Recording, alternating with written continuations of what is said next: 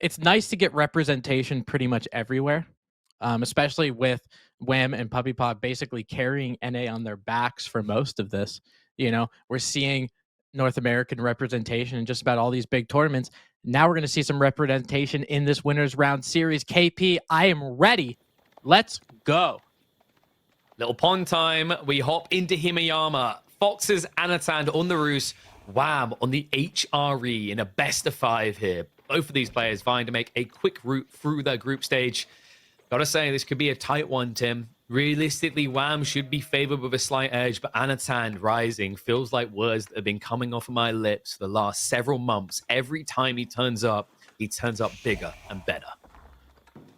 Yeah, I mean, any series, and actually that both of these players are in, any series that they have, I don't put it past one of them to win it.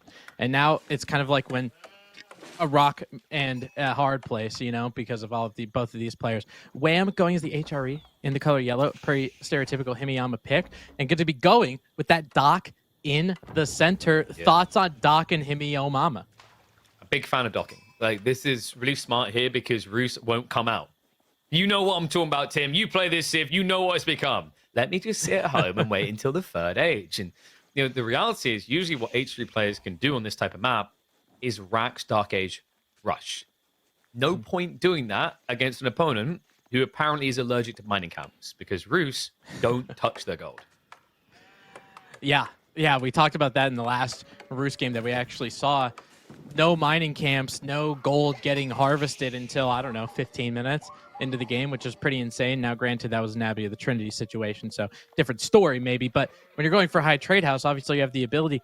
You know, I'll be honest with you, though, KP, as much as I do enjoy the Roos, I never pick them on this map. Interesting. Why? Mm-hmm. Some of these, the wood lines that you have right next to your base, they're not really that close to you.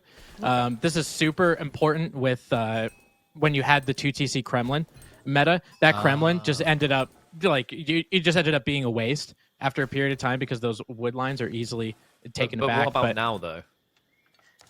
Now, I feel like because Roos is definitely still heavy in the siege department, you still need a copious amount of wood to get done the things you want to. You want to exploit that wood economy. So I still don't pick it. Maybe I'm incorrect, but I would much rather play something like an HRE where if you want to go and get some of those, or you want to go to Dock and you want to put farms around your Aachen, that's fine. An English or a Byzantines to be a little bit more reactive, or being that professional scouts and doing the professional scouts. So I guess I could kind of see where Roos is. Yeah, it's like it's still the pro difficult. scouts is nice, but the other thing I was thinking about that would make you like this map is horse archers, right? It's like the whole point of the tree lines are small and exposed.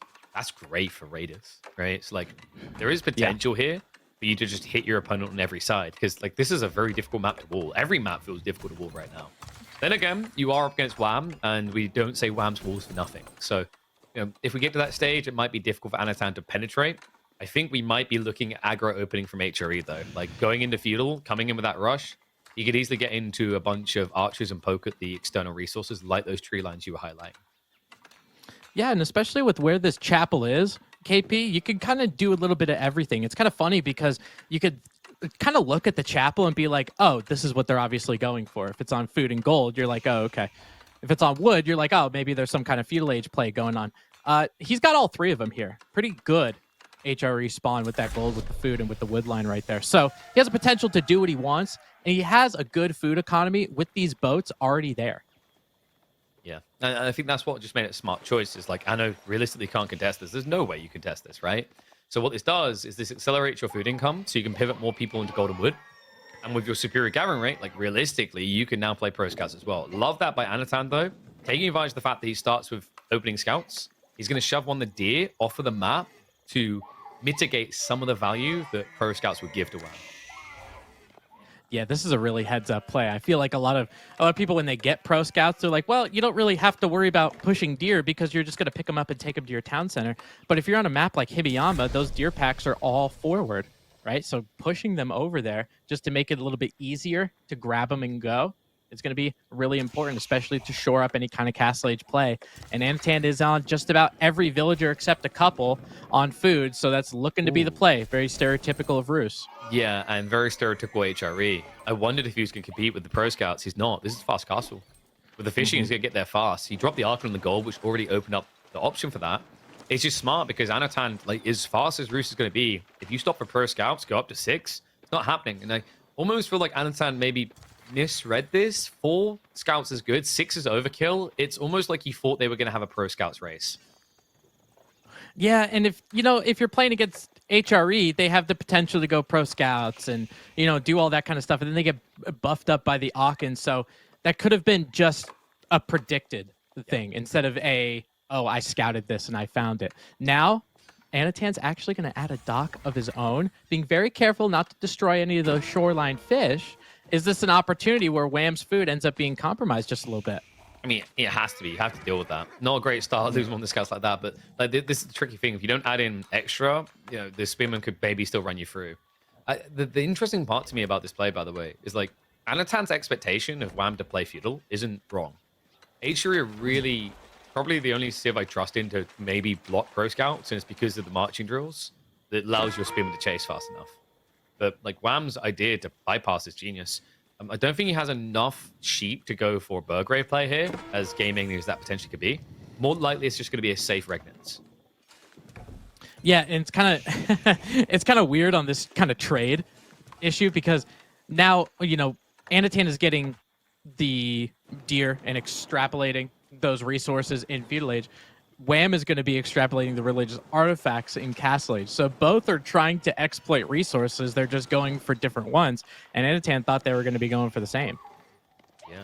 I mean, it's pretty crafty the way he's done this. So I'm imagining, like, opening-wise, realistically, you need something like Horseman to counter your opponent. Because, like, the other way you can deal with Horse Archers is scaling Archers. But, like, he hasn't done that at all. So definitely going to be a Regnants coming in. Maybe we just see a standard Stables Knights opening, because although Horse Archers can beat them, the villagers are going to have a problem in the meantime for the Roos. Oh yeah, I mean it's just a timing kind of thing. We're seeing Wham already obviously hitting that Regnance Cathedral button, and we'll be building that pretty quickly with 7 vills. So he has the opportunity. He can pull all of those prelates out and try to get to all of those relics, because Anotand, he's trying to get to Castle Age and trying to keep up, right? He's trying to keep up and trying to build that high trade house and get there, not making any kind of units. So if Wham does get there first and can snack up those relics, which one do you got? Do you got the Pro Scouts area, or do you have the Regnants? I'm kind of trusting in the Regnants here. Interesting play out onto the deer in the meantime. Like, he'll eventually lose it to the Scouts, but it's like he's taking value away from his opponent and gaining extra food to run the game with. What do you reckon the high trade house is going to be, by the way? Like, what number? I'm gonna go with a buck 35. Buck 35. I'm thinking a buck 21. Okay.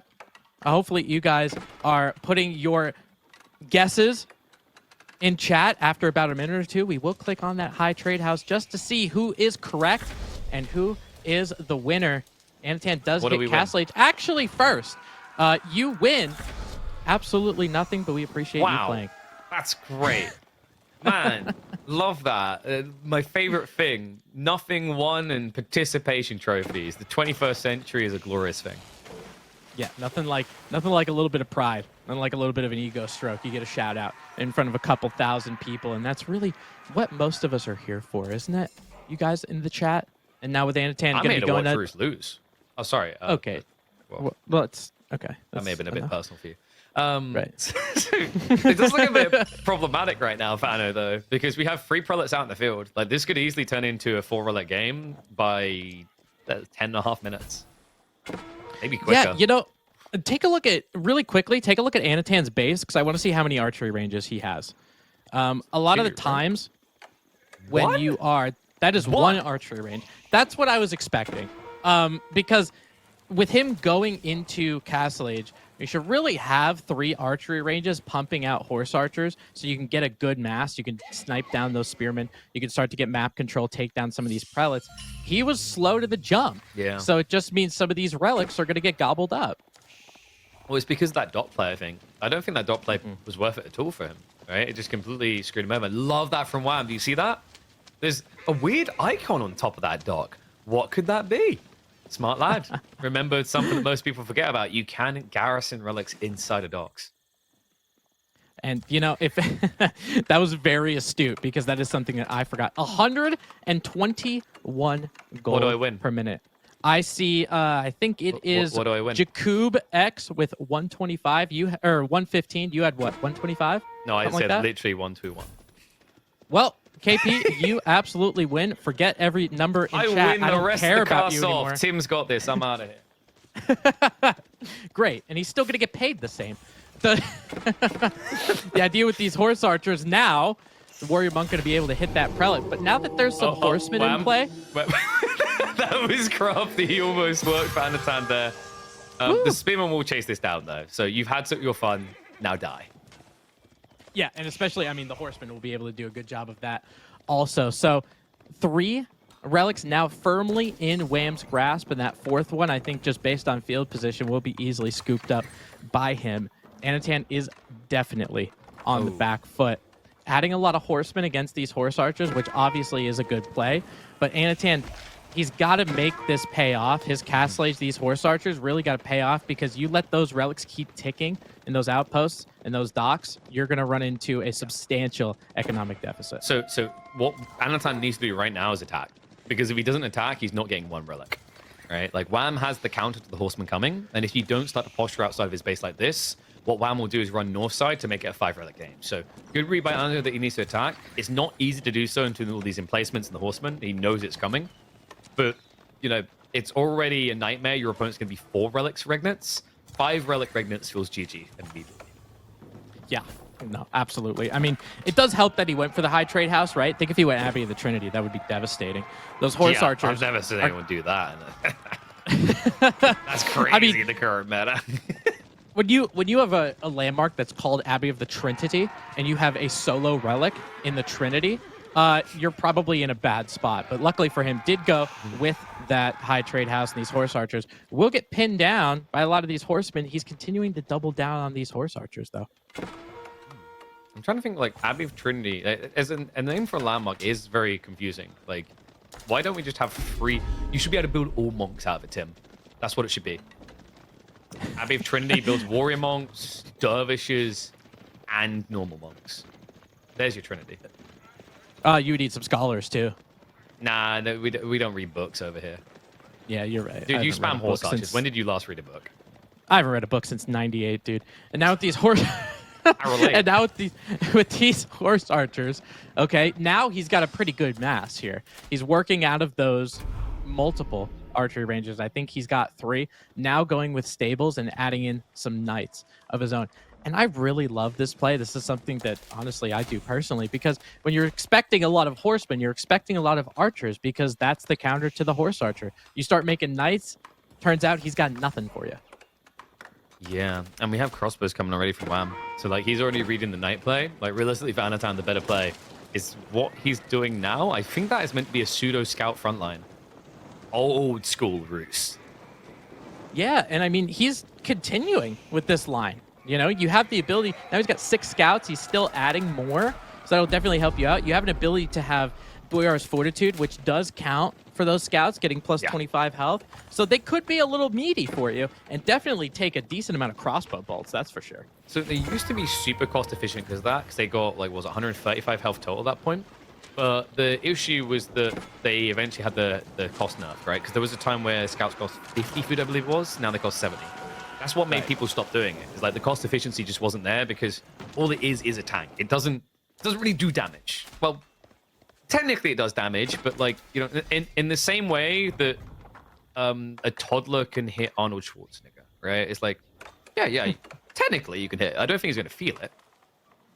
Right, and after maybe about 100 hits, you might get a small bruise. Right, so getting all of those scouts, it just means you're going to be able to do that. But you're going to be able to burn down this dock just because of the torches that those scouts have. So that relic ends up getting exposed. We got some knights and some scouts over here creating a front line. It's going to make those horses back up. Might this be Anotand's time to strike, KP? He needs to posture to get that relic. It's going to be step 1. Crossbows starting to stand their ground. The horsemen are going to be marching in, and you're seeing a lack of real front line here. The horseman can actually counter this mass right now. Anotand resisting as best he can, but you need to start a step away. You can't just run. You're going to die that way. It feels like he's not going to get the relic, and instead, he's just going to get put back in his pen. Weirdly enough, Wham is giving a lot of respect here, though. Like, that was the kind of push timing. I'm surprised he's backing up as much as he is. You know, it's kind of nice because those horse archers are at that critical mass to one-tap horsemen, right? So their kiting ability, these horse archers are really unparalleled because they're, you know, obviously with the Mangadai, you're able to fire at the same time. But look at what these horse archers could do. They sit and fire. They make sure the crossbowmen don't hit them. And now every time there's no front line for Wham, he's going to continue to back up because he knows he can't chase these things. I think Wham kind of dropped the ball on that. That relic going back to Anotand probably shouldn't have been occurring there. I think he thought he had a little bit more time than he actually did. So things looking a little bit better for Anno. And ironically, the guy who usually walls the most in all my weeklies has walled the least in this game. And it's kind of interesting against when you're playing an HRE player, right? You're expecting a lot of outposts with a lot of those upgrades and stuff like that, and some walls to kind of help you out. So obviously those outposts are going to be beneficial, but when you're up against 40 horse archers, maybe a palisade might not be the worst idea in the world. Right? And the awkward part is it's going to blunt your rating because remember, those rules for the roost are just double the HP. So very good luck trying to get through those. We also see a little bit of stockpiling here. I don't think Anno is going to rush Imperial Age. It doesn't really give him anything straight away. The better play is just get a lot of horse archers together, play wide, right? Because marching drills is one hell of a drug, but at the end of the day, the infantry units are still substantially slower. Right, and especially with, again, how many horse archers he has. You know, we saw Beastie in a prior Roos game, in the Roos series before. He kind of stopped after 7 or 8 horse archers. Anotand is doing the horse archer double down. He's like, hey, 5 isn't good enough. 8 isn't good enough. It might be a little bit of a raiding party. Try 50 and see what you're going to do about it. Wham's got crossbowmen. Now he's starting to add men-at-arms. Horse archers will eat both of those units for breakfast. You know, the other interesting thing is like heavy maces, because you see a few knights. I kind of get where he's coming from, but like realistically, this MAA switch might prove problematic. I think it's going to give Anno the time to actually go for that Imperial Age. Weirdly enough, which is shocking. But the reason you're able to do this is because one played on Pro Scouts, one didn't, right? Like the pattern we might just end up consistently seeing today, Tim, is that if you don't Pro Scouts, you lose. Yeah, and I think for this one, it was a little bit different because there was this trade-off that we talked about. One went Pro Scouts and got the deer. One tried to get all the relics. But it was nice for Anotand because he was able to stop at least getting all 5 of those relics going in HRE possession. And he was able to yoink that one from the dock. So that, like, passive gold that's supposed to be of a huge benefit for the HRE, it's not really that big of a benefit because he's got 2 relics and he's got that high trade house. So passive gold is something the Roos could do too, don't forget. Can't help but feel the longer Wham can't force this fight, the worse it gets. But I'm not even sure it's a fight you can necessarily win at this rate, right? Like, it's just the mobility. We talked about the walls already, but it really is just the sticking point at this stage. Now that you're up at 50 horse archers, if Anotand feels up to the micro task, nothing to really stop him just cycling 4 different groups of horse archers around the base. And that is guaranteed to get worker kills. Right, at least a couple. You got to do something, right? Because I know for Anotand on the western side, he does not have, at least I don't see anyway, a second town center. So he's continuing just to do this all-in 1TC castle kind of stuff. Looks like he is starting to gather a little bit of stone. So if he does get a second town center, it will be a little bit on the later side, while Wham is bolstering up these Aachen fields. Oh my God, perfect timing. He's got that town center right next to the berries. Oh my God. You've clearly watched some Roos games. Give me a little credit for that one, please. I can tell that you spend all night researching Roos games, and it's clearly paying. Hell yeah. Hell yeah, dude. You and Anotand have mind synced at this stage. Like, yeah, what I think the Vulcan mind meld. You're mind melded with him. I think we sync just about every 28 days too. Hopefully, some people get that joke.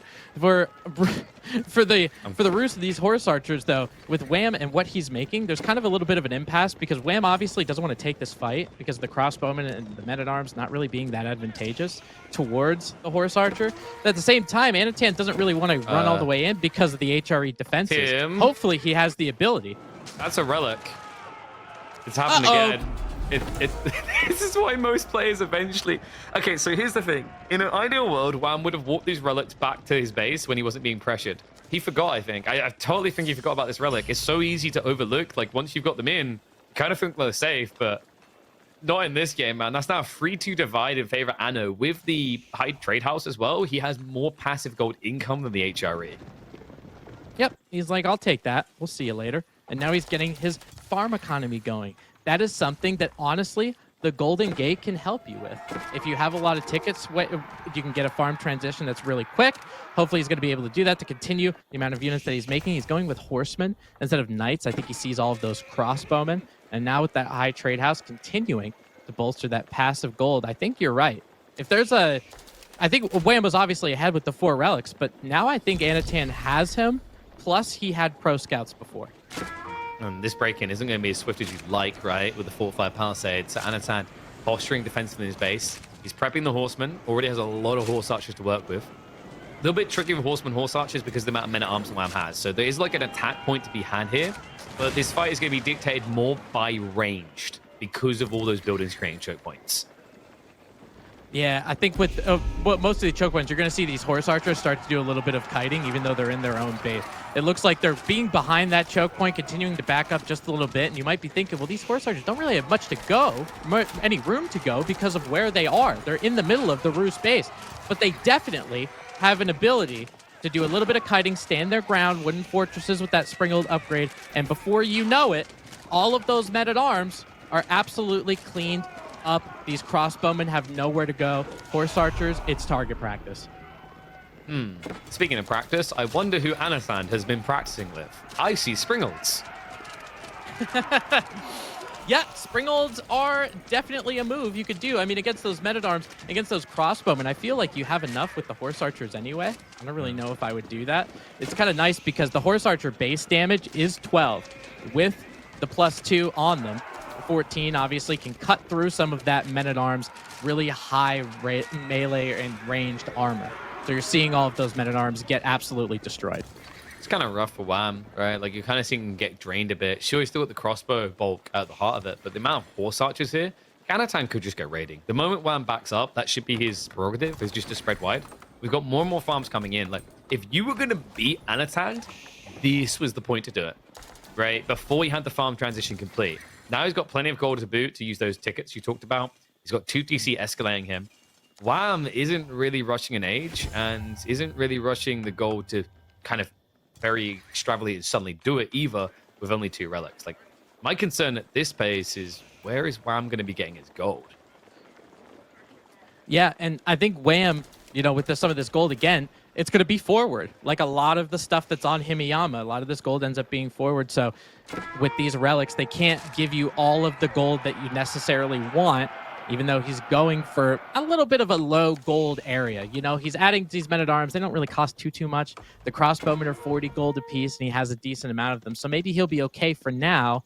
But now he's starting to add some mangonels. I saw 1 mangonel in there, and for horse archers, having all that health, 1 mangonel, it's not going to do it. No, and it's also, it doesn't really take the pace you need to in this game now. All right, like the Mango posturing this aggressively can get punished quite easy peasy. We're seeing mass Springalds, and I do think it's the right answer here. It's kind of crazy, but spears, men at arms bulking up, and these choke points, it's just to your detriment. So like for Anno, his goal, his win condition is in Imperial Age. The whole idea around Springalds is a very cost-efficient way to get you there without committing too much into castle. And, you know, he's pretty cool with doing this, too, because he's on 2 town centers, right? So he's able to, he's going to get rid of some of that Wham, Aachen Chapel stuff, that 40% inspired there, just because of the fact that he's just adding more villagers, right? So he's definitely softening the blow in that regard, too. He feels like he can hang out and sit. If he can continue to do these holds, I think he's going to be rather victorious, and we're going to see if these Springald bolts can carve through some men-at-arms here.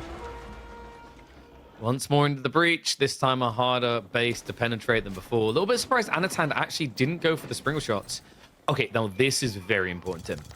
I have seen where Springles look best. Can you guess where? In a keep?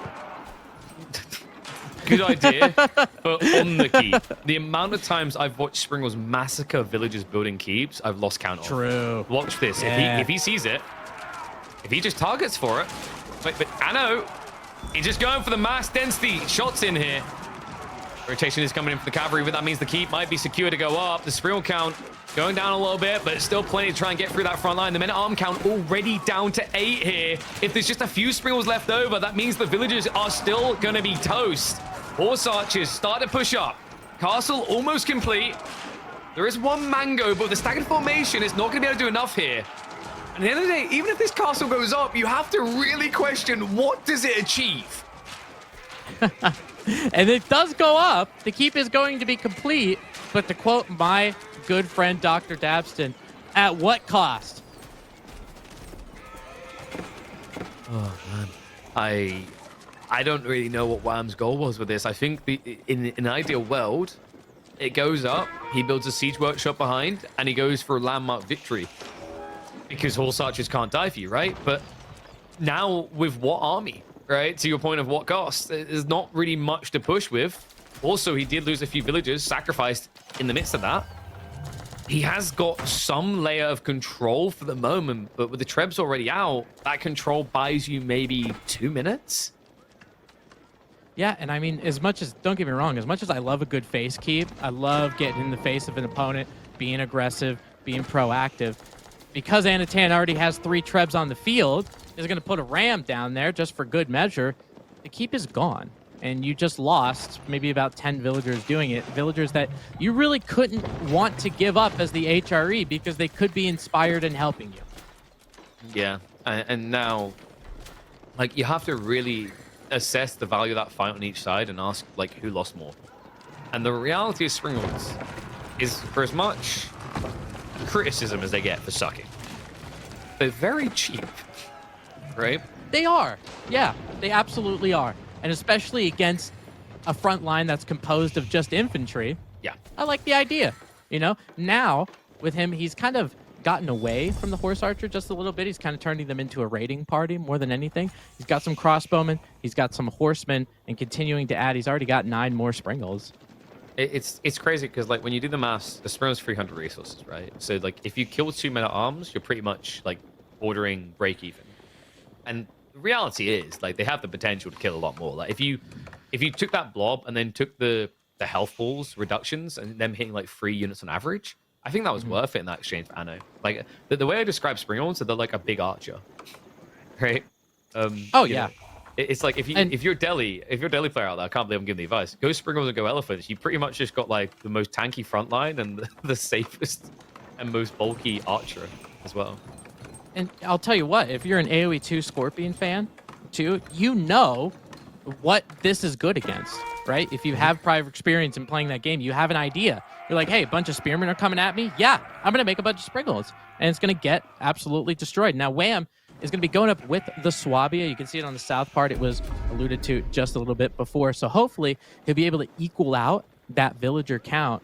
But is he too far behind for it to make a difference? Or is the Swabia going to do this comeback that we know Swabias are good at? Well, we are going to be moving to a potential siege department. Now, the interesting thing here is, like, Wham, he needs a little bit of time to close the gap.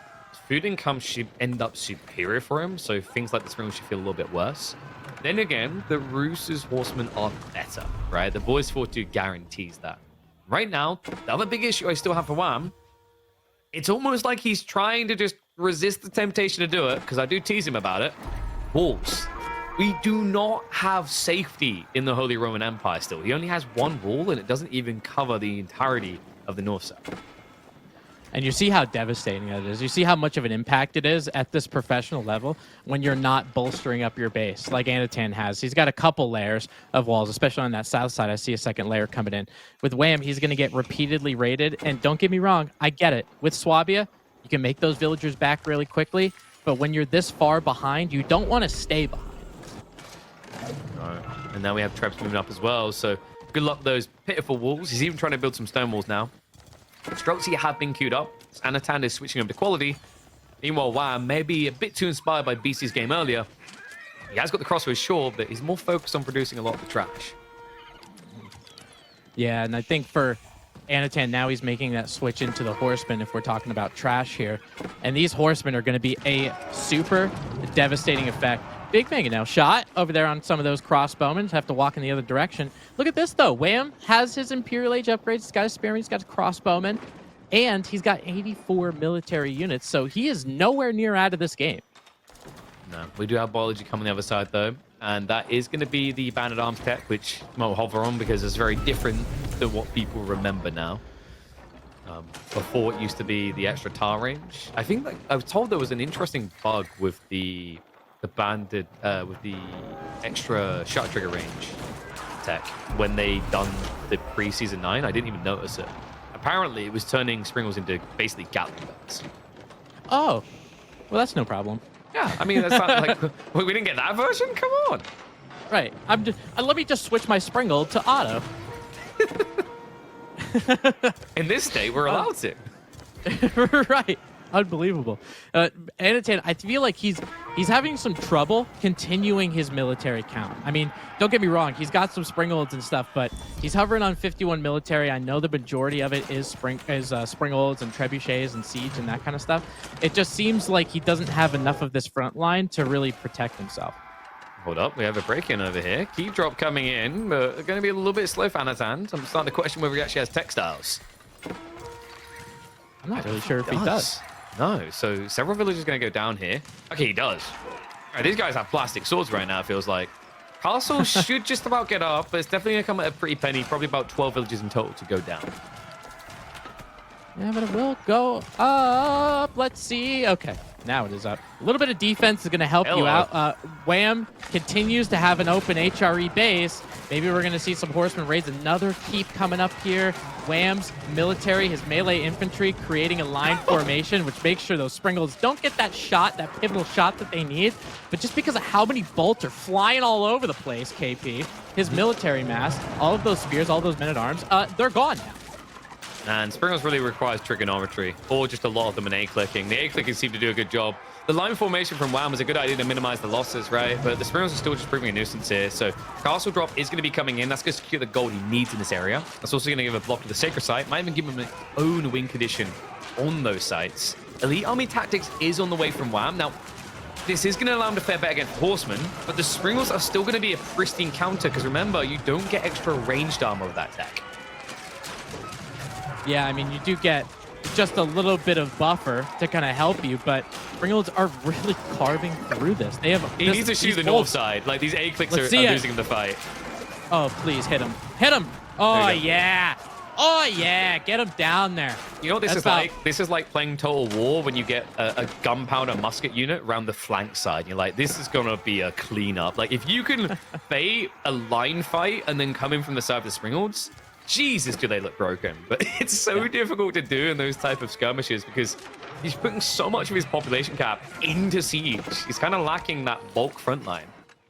Well, the thing is, KP, through all of that, Wham's military, or Baram's economy doesn't exist, yeah?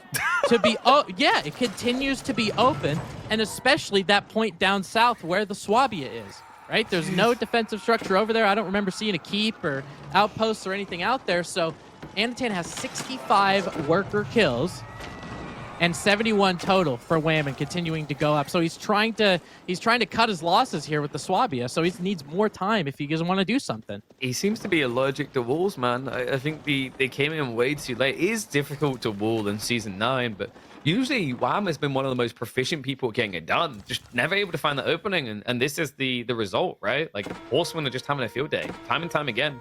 We're never reaching that superior economy point. And now we're at the verge of his death, right? We've got the containment protocol being activated by Anotand. As the walls are going up, it's like, Wham, buddy, you seem to be struggling with these walls. Let me help you. Yeah, and they're not just your normal palisades, KP. They're fortified. So if you're able to get those up, it's going to give you the timing to react to wherever Wham wants to break out of his base. So this is definitely a little bit of an embargo, a little bit of a, starvation tactic. As you can see, his gold is probably going to run out if it hasn't already. So he's going to be relying on those relics, while Anotand's just going to continue to push and just raid him to death. And he's keeping more and more streltsy behind this, right? Like, he's kind of been delayed on pulling the trigger on that second wave. We found the counter to Springolds. Run away from them. Just Just run. You know, it kind of highlights a little bit of not having the springolds of old, Please, right? please. Oh, yeah. Oh, yeah. Look at that. Look at that. Oh, my God. They're gone. Just like that, they're gone. It's a magic trick. Springolds from bad to good. Spearmen from existing to gone. And they are everywhere. 15 Springolds in the field. Horsemen have continued to ravage Wham's economy. Once these walls go up, there is no distraction. There is no pull away. There will be a condensed fight in which the Piercy boys will be victorious.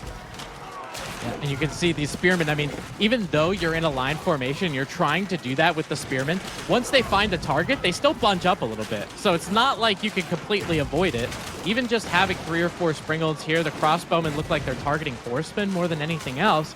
They really aren't taking down the springolds. You got to remember, springolds are at, I think it's 35% range damage reduction. So you have a big ability to take them down for crossbowmen. Wham doesn't have that. And Anotand is going to set the momentum in this series. We had 3 months of Springles not being meta. That's all it took. It's back. Oh, God. You know, I recall some crap about they needed buffing. But Exhibit A?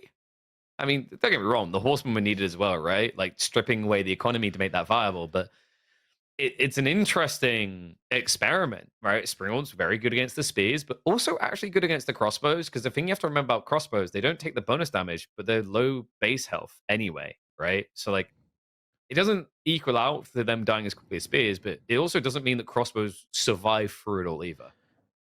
Well, I also think too, with the banded arms and roller shutter triggers and all that stuff, they probably outrange the crossbowmen, I would imagine, in Imperial. I don't know the actual stats on that, so you can correct me if I'm wrong, but you know, you have that ability to, the crossbowmen never get to you to actually take them down, right? Yeah. So they end up getting absolutely carved up. And so speaking of getting carved up, seeing these horse archers going pew pew on them, you love to see it, KP. I love it.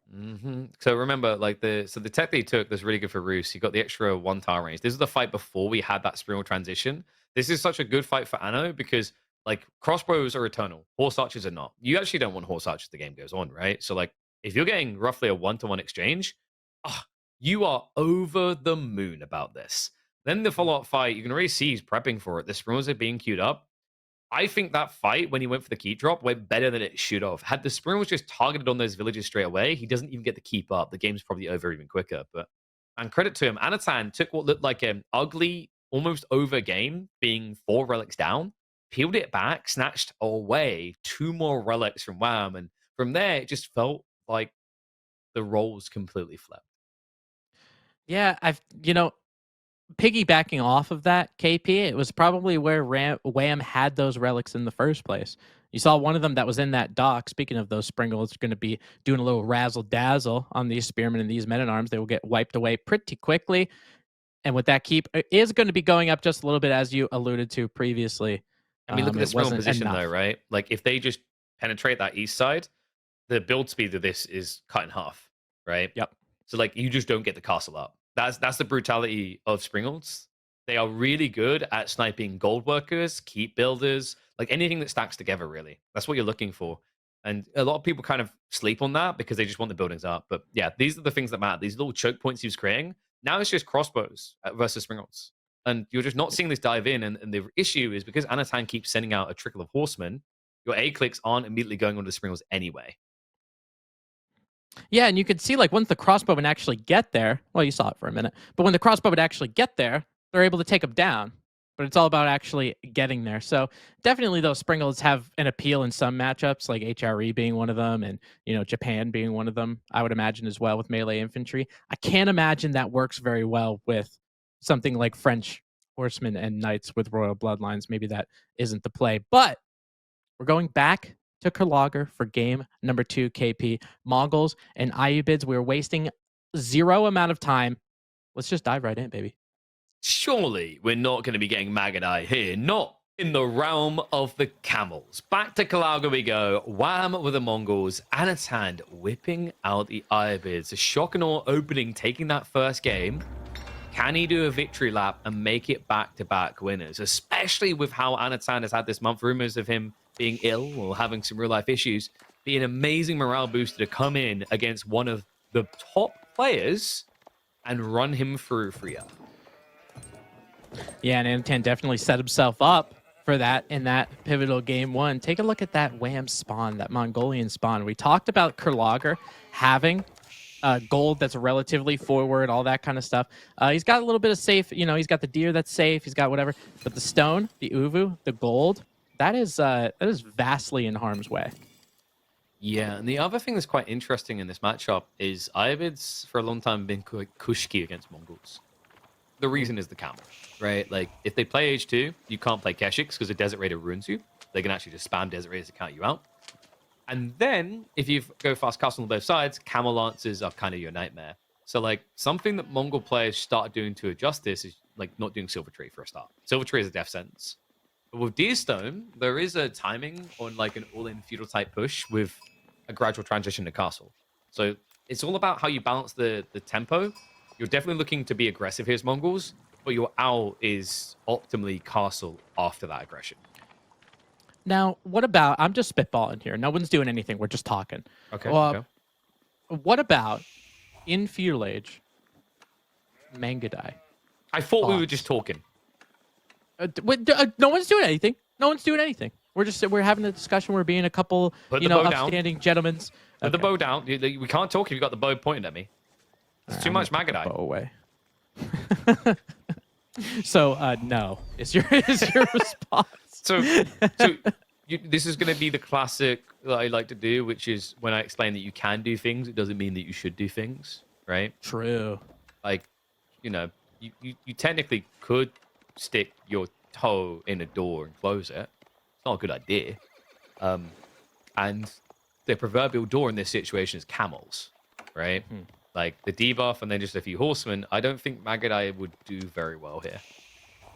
Yeah, I get the idea. With that unease for the camels, those humps just scare the hell out of me, man.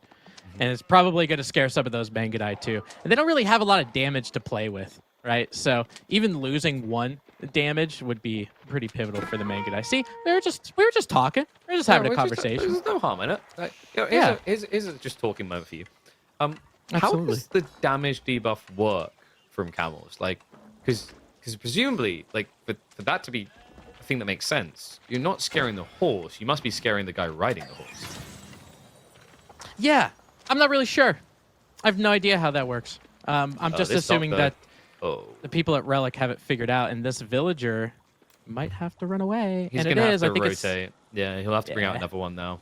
That's pretty unfortunate. That's a lot of idle time this early in the game, especially considering that Wham went for the fast tech, whereas Anotand went for the greed. Yeah, and I think for him, he's going for a little bit of an advancement. Yeah. Crazy. We love that. I think Ayyubids are starting to do that a little bit more on water, just because you're getting that first to feudal, and then you get super aggressive with some of these docks, and that's what Anotand tried to do. So the fact that Wham was able to deter that a little bit was pretty beneficial. But Wham is not going to be that far away from getting to feudal himself. Yeah, Wham actually needed the feudal a little bit faster because the Khan damage isn't high enough. Had he had feudal a few attacks ago, the villager pool would have got the kill. So instead, Doc will just go up. He will not be able to truly deny his opponents. So Anno does have his dot play on both sides. That means he can leverage economy and block play here. And the beautiful thing about being Ayyubids in this matchup, Tim, is you spend the exact same amount as Wham did on these docks. Yep. Those half-price docks. It's a really good tempo. And the fish that he has on that western river, he's going to be continuing to have, because Wham is going to be so focused on what's going on the eastern side with those docks being right next to each other. It's a very important point of interest at this point, too. So that western side might get ignored. Oh, God, we are getting them.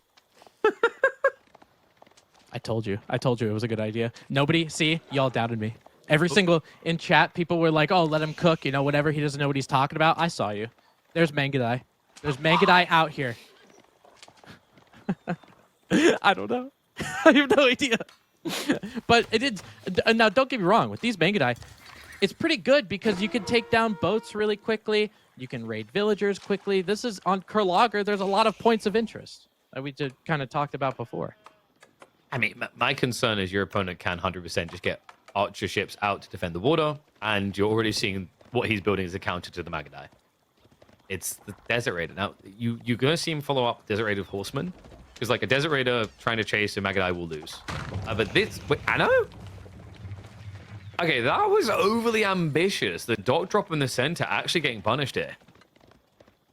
Yeah, that is getting punished, and it's really important for Wham that he was able to find that. He was able to get there. Now, with Anotand going with these Desert Raiders, I know you're talking about this being a little bit of a, counter, whatever the case, but Desert Raiders don't have any ranged armor. So if Magadai can catch up to them, even though they're at a little bit of a, with a little bit of unease and stuff, look at how quickly this Desert Raider is going to go down. Yeah, but that's why I thought we'd be seeing Horsemen getting added in as well, not double Desert Raider. This is really slow to produce. In theory, what Anotand is doing is right, but in practice, the production speed makes it wrong. It's 35 seconds wait time. You need troops now, straight away. But remember, he went archer range instead of stables, right? So, he'd have to add in a new production building. Arguably, he could add in 2 or 3 archers to make this a bit safer. Instead, he's going to start hemorrhaging economy, and we could be on the verge of a very quick game number 2 here. Yeah, and this is kind of what we saw in game number 5 of the last series, right? You had a couple Magadai in there. There were... Now for Wham, he's got 4. And look at how much damage they've done already. It's made Anotand completely pivot. He's going into stables. He's going to be adding horsemen. Now, is it going to be too late? Is he going to be able to get enough Magadai to kite them like we saw in the series before?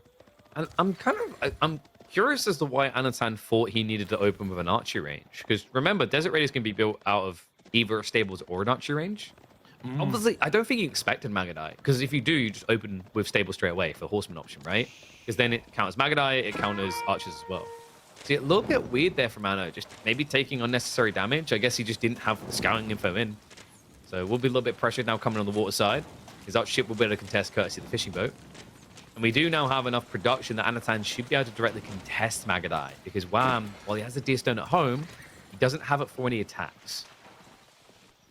Yeah, and I think that little bit of speed, I'm going to say speed decrease, but not getting that speed buff, it just means that those horsemen for the Iobids are going to be able to catch up to. So now Wham is going to be adding stables of his own that I would expect. Probably something like Keshiks are not going to be the case. If he's going for Desert Raider, you're probably just going to want to go horseman, right? I've got a feeling he's got at. I don't want to say he's definitely doing Kesh, but I've got a weird tingling feeling he's going to add in 2 Keshiks, which is kind of okay for raiding. But realistically, they are terrible for the main fight. Because Desert Raiders destroy Keshiks. And there they are.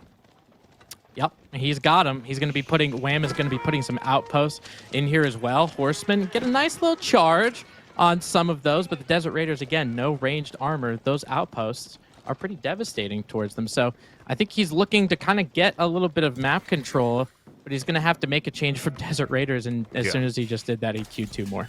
So, I mean, it's going to work if Wham now goes Keshiks, expecting transition. Because, the math is pretty brutal on it, right? So Desert Raiders have 5 melee armor. Keshiks have 3. Debuff takes you from 15 damage on a Keshik down to 12. So you do 7 damage. Meanwhile, these guys hit for 26. So 23 damage versus 7.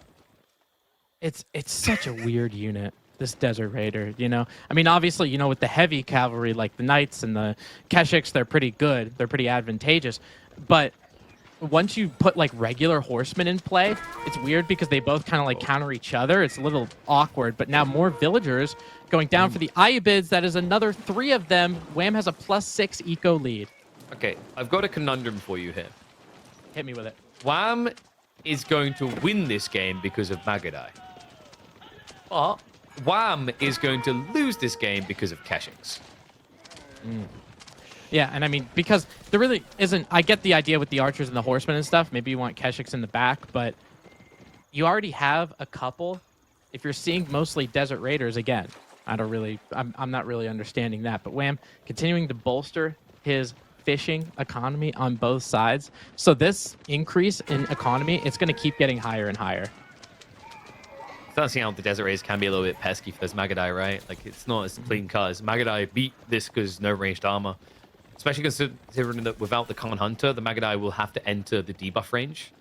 It's not a lot of damage, but then again, if you don't have a lot of damage, right? And this is the key factor. I was waiting for it. Anotand, he has Undermesh on the way. This is a really big deal. Magadai, low base damage, high attack speed. So Undermesh, super effective. Oh, it's such a huge deal. You're exactly right. Continuing to pop those Mangadai out 2 at a time. Another 2 of them pop out of the archery range, continuing to get a little bit of a raid, which is something that he really needed to even the count. And it looks like he wants to take this fight against Wham. And you're exactly right, KP. Those Keshiks are getting absolutely decimated. It's not even close. And the Horseman peeled over, so the Magadai auto attacks went into the wrong unit in the end. Great fight there. Exactly what Anotand wanted to kind of reset the Keshik count. He'll keep chasing. Please be careful because now you are fighting into your opponent's production. Last of the Desert Raiders is going to go down. So Anno has to fall back here. But considering that he was underneath the outpost, he immediately calls it. You know what? Oh my god. Honestly, KP, you nailed it. Because if he didn't take that fight under the outpost, it's a different story. Right? Like, he had so many Desert Raiders at the start of that, but the outpost was whittling away, and then the Horseman peel came in too late. That was wild. I think it's deceptive as well, because when you look at that type of engagement, the Keshiks are losing. But you see what I was talking about, where Keshiks will lose you the game, but Magadai will deliver you victory. It's kind of wild. So the other nice thing about Magadai is they produce a lot quicker than Desert Raiders, so you can just out-blob your opponent. I think more than that, it came down to the flank fights, though. The docks mattered a lot, right? You can't... If you think about where this really went wrong, and you can see it in the charts there, based on like food and a gold, right? These type of resources just stockpiled up. The problem for Anotand was his opening did not make sense, right? Like, he opened archery range, it put him behind, and then he'd already failed to get what he needed on the dock flanks. So, like, I think Wham leveraged economy to dominate with Magadai, which is now becoming a pattern on this map. Yeah, because that mobility is so important, man. It's so important. And we're going to see, as we get into some of these replays, we're going to see the power of those nice Mangadai we highlighted, those Desert Raiders, just to show how different and how not only different of a unit, but how differently they would compare against something like Mangadai. They kind of like debuff each other. They're kind of like, a little bit easier for each other. But the Mangadai, if you get enough of them, and if you take a fight under an outpost, it proves to be pretty beneficial for you. And Wham's starting to take down a lot of those Anotand villagers for the Ayubids. That wood line just getting completely decimated over and over again. Yeah. And this is the kicker, man. Look at where this outpost... And I'm pretty sure this outpost targeted the Desert Raiders individually. Wham had a heads-up. I think he went for the play. low HP ones as well to make it even worse. Like, just look at the Keshiks. They die so quickly. Like, that's the awkward part of the exchange. But the health pool, man, I think it's almost like the ideal way for Anotand to fight is the Horsemen are all on the flanks, so all the Magadai shots auto-attack onto them, right? Instead, it looked like Anno's Horsemen got peeled too far back. I think that's where this really went wrong. And then it just becomes a deceptive blob on your screen. But man, props to him. That was that was a brutal escalation. Kind of shows you how difficult it is to run Desert Raiders like this. It's just not. It's not a comp that scales aggressively. It's a gradual one. And the other thing that I think makes the Ayubid Desert Raider strat weird at the moment is obviously there is issues for animation canceling. Like, so when you're a player, you basically have to rear on the side of safety to not animation cancel. But it can usually lead to you also being a little bit subpar on what you're doing, right? So, to me, that just needs to get patched, because Desert Raiders, to me, are the weirdest unit in competitive right now, because they require these very weird rule sets. But we don't have to worry about them here. We might have to worry about Camels doing that here as well, though. It's going to be Abbasid Chinese for game number 3. A matchup that used to be a ginormous TC boom. With the Pro Scouts meta, Tim, we might not have to worry about that torture for 20 minutes. Yeah, this is kind of the first. This is the first time that we're seeing either Chinese or Zhu Shi. I'm pretty sure today in the 5 hours that we've been here. So, obviously, with Chinese, you mentioned Pro Scouts. The big part of it is not only are you going to be able to get the feudal pretty quickly, obviously, with your ability for taxes if you choose to get an IO in the beginning. If you don't, that's okay, because if you get an IO to supervise that mill while you're getting professional scouts, you get that in lickety split. It's dirty as all hell. I'm kind of at the point where I'm questioning, does China and GG really need supervision to improve research speed? Right? Because it's pretty dirty in a lot of ways, actually. So China's usually has some of the most forgiving transitions into blacksmith decks. They have the best pro scouts timing. This Civ with the pro scouts meta, Tim, I'd say China and Juji are the best Civs in the game right now for comp. Wow. I mean, I definitely understand why you would say that, because let's think about what China has in terms of any kind of, lacks in economy or deficiencies or any of that kind of stuff. And there was always this pivotal weak point when you're playing against China where the food where their TC is ends up getting dried up, the berries, the sheep, whatever, assuming there wasn't pre-scouts before, professional scouts before.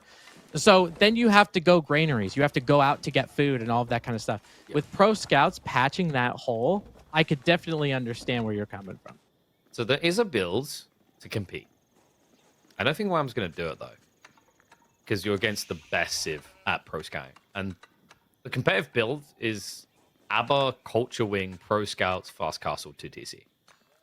You're not going to see it here, right? Because China's just too good at pro scouting. It's not worth it. I think you are probably going to start seeing Abbasid players doing it soon. I don't think there's going to be a single Civ in the game that won't pro scouts. I've already watched, for example, English pro scouts, which you wouldn't think would ever happen. But for this game, he's going military wing, which is a bit tricky. You have 4 units, but what are you really blocking here? It's not going to be quick enough to stop the gold gathering for pro scouts.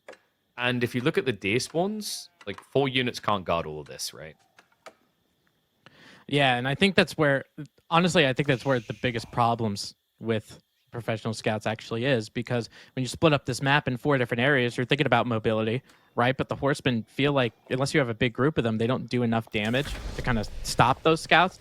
The spearmen do, but you have to worry about, again, the mobility of going around to all of these different areas. So all they could do is just go around you. So with Anotand hitting a Feudal Age, I'm sure he's going to be getting that technology very soon if he has not clicked it already. For Wham, going that military wing, this is kind of the quickest that he can do, getting units on the battlefield to stop something. I know. A little bit slow on the gold gathering, but won't be enough to phase him at all, right? He'll still better get the efficiency of it. I think he's just going for... Wait, is he going to archer range opening? Because he would have scouted the military wing. So there is a possibility you open archery and then pro scouts afterwards. The reason is that free archers count as Abba's play entirely, right? And in this matchup, it's not bad to scale archers over time, just because it's a great way of generating taxation anyway. Okay, there we go. No, he's just going to raw pro scouts. Yeah, 30 seconds with that supervision. Wow, what a reasonable tech unlock timing. Yeah. What Civ is that does that? That is the China. Oh, so I picked the China, and I get... Wow, okay, I'm going to pick the China from now on. Yep, that's all you got to do. But Anotand does only have 1 scout right now. So I didn't see a stable over there for him, so he can't get any more of them. Just having that 1 scout, you better make sure that thing stays alive so you can pick up a deer very quickly. And this military wing is just making sure that some of the home deer packs from Wham end up being a little safer, because he's even pushing those deer over to his town center. Yeah, Wham is getting that second town center. Probably going to be dropping it where the deer is. I think he's shoved the deer towards the tree line, because it should be a bit tricky to get all the way home. If he does get that deer shove all the way home, that frees him up to drop the secondary TC on the south side, on the berries, and also a second stack of deer. It is difficult to stop pro scouts stealing these deer, even with a town center there, but it will at least put a damper on Anotand's timing. Which is kind of wild, isn't it? You just put this big, obviously it's an economic structure because it pumps out villagers, but it is a defensive structure too. You put 8 vills in it and they all shoot arrows, and then you still can't stop it. It's kind of crazy. Yeah, it's can you imagine the post-snatch conversation there between the scouts? Brothers, not all of you will make it back, but those that do will dine, not in hell, but with me, venison, all night long. And that boom, with that, they're just morale boosted. 15 scouts run in, only 8 come home. Who cares? Yep, that's exactly right. I mean, just because of how many that you're able to pump out, right? You're going to be able to get them. So Wham is just kind of scurrying around trying to find somewhere. But again, this south deer pack that's closest to Anotand is pretty safe. So he's able to gobble them up. And again, just based on how many resources Pro Scouts is, and maybe getting a couple extra scouts, I think if you bring back 2 or 3 deer carcasses, it ends up being worth it. Yeah, and there we go. He does go for the safe TC we talked about. He even shoves some of the deer all the way back to the primary. This is nice the way he's done it, because this isn't grabbable. If you're a little bit worried that your opponent's going to grab it, just drop a wall on the east side of that tree line, and it isn't diveable at all to cover. We do have archers coming. I think Anotand's goal here should be like a ram rush all-in timing. China's very good at that with pro scouts on 1TC. The cool thing you have to keep in mind is that if you have a look in his base already at the buildings around the Imperial Academy, you're going to realize just how much gold he's sitting on. There's a weird snowball effect with China, where because of the tax rebate on the blacksmith tax, with just a little bit of assistance from those production buildings, you pretty much are able to pay for all the techs back to back to back to back. Yeah, and that's, I mean, I don't know. It's just the power of taxation, right? Yep. I mean, That's just how having it the works, ability. right? You're just gobbling up all of that Actually, that's gold. not how it works. Like, because the taxation system is weird in this game. It genuinely is them cooking the books. Think about it. So you spend 175, and then you get like 64 back. Taxes are meant to take money from you. I'll give it to you. Yeah, I've been losing money on taxes every year. No, apparently And you've been these doing guys it are wrong. You just need to these you need to say, here's the money, when do I get it back? Right. And they're like, oh, I'm sorry, here's a couple grand more or something like that. But now, Wham, going to be adding in a little bit of units in the feudal age. Going to be adding some horsemen to help him out against those archers. And Anotand does have a couple horsemen for himself. But I know that you talked about previously with the Anotand going for this kind of, feudal age kind of stuff. And he might be doing that because Song Dynasty is coming out, right? That Barbican is going to be there. So he's got Zug Nu. And Zug Nu are pretty interesting. They're pretty difficult to deal with if you're the Abbasids. Yeah, and it's all about that scale point. So we're not going to see him just lean too hard on archers because you don't have to go into spears. The reality is, like, you have to play Zug because your opponent has got the military wing boot camp, right? So just make it a bit better for him to trade otherwise. Now, there is still timing in mind here. You do need to play with a little bit of urgency because it is 2TC versus 1. And we can already see what Wham was up to here. This is dirty ABBA play. They are so quick at bypassing into Castle Age because of how cheap 2TC is with fresh foodstuffs. Yep, his foodstuffs are pretty fresh, and it just means you can save a little bit of that food to go ahead and click up. He just needs a little bit of gold in order to do that. But Anotand is starting to pump out the Zug Nu. You're exactly right. I mean, when Wham does hit that button, it's a minute 45, whether you like it or not. So it's going to give a little bit of time for Anotand to muster up some kind of Zug Nu mass. Just depends on if it's going to be enough. Yeah, I'm getting a bad feeling about Anno's strat now. Like, Wham has just bypassed him so quickly. Eco Wing going to be the choice on the way. 1 minute 45 out.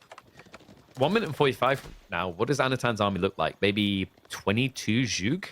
That is a little bit scary, especially if there's 2 rams to assist. The goal for Wham here should be to probably start scaling archers, but it's difficult when it's horseman Zug, right? So, like, I feel as if he's just going to not spend resources. I could actually get him killed here. Yeah, it definitely could. I mean, pretty much, I feel like most of the people watching are thinking about, yeah, you go to Castle Age to get Gulam, right? But if you get enough of these Zug Nu, Gulams aren't exactly the speediest unit out there. They could also get kited, especially one at a time if he's not able to make the mass that he genuinely needs. His gold is getting a little bit idle. A couple villagers end up going down. You can see, just based on that economic count, though, KP, Anotand isn't too far behind. Song Dynasty helping him out. Yeah, and the other thing is also Wham is missing a critical component into defending with horsemen here. No undermesh whatsoever. This guarantees that he's just focusing on the heavily armored units because, again, Juga New Feudal, if you get Gulams or Lancers, you don't actually need blacksmith tech. They take the minimum amount of damage. So, like, Anotand has got one up here for now because of that. But Eco Wing is just 30 seconds away, and because Anotand spent all that time diving and not building rams, he actually doesn't have a blocker to what Wham's done here. 500 gold in the bank already, 700 food to work with. It's going to be triple Lancer spam, and Anotand is at risk of being blitzed out of game number 3. Yeah, that is a very viable possibility. And usually, maybe you might not think about Lancers because they're pretty expensive, right? As you're continuing to get some of those deer carcasses on the lower left-hand part of your screen. But now that we see them, he immediately queues 4 of them. Another ram coming out for Anotand. You were right. Actually, you almost nailed it on 22. He's got 21 Zug Nu now. Yeah. I mean, he would have been up to like 24, 25 if it wasn't for the dive. But like, this doesn't feel good enough right now. Right? The problem I'm seeing is he hasn't got time to switch over to spears. The window is very small. And with only 2 rams, second TC is difficult. right? Usually 3 rams is the golden number to guarantee the kill. I think this is going to be a little bit too slow, and that first wave of lances is really going to put a stop in Anno's step. Wham might even consider just sacrificing the TC so that he can get the big army together, but instead, he forces the fight. First Lancer rides in, 2 more on the way. You just need to shove them back a little bit, because if you're able to do that, the repair crew can get underway. Yeah, I mean, you just got to make sure that those rams stay up, right? You got to make sure that this town center does end up going down. And if you're Anotand, right, you're trying to take down that economic ability of the Abbasid dynasty. 1 ram's going down, next one's going to be quick to fall, and he's got just about an entire province of Abbasid villagers trying to repair that TC. He's got no wood. Doesn't need it. He's got because no there's ramp. no wood hitting you in the face anymore.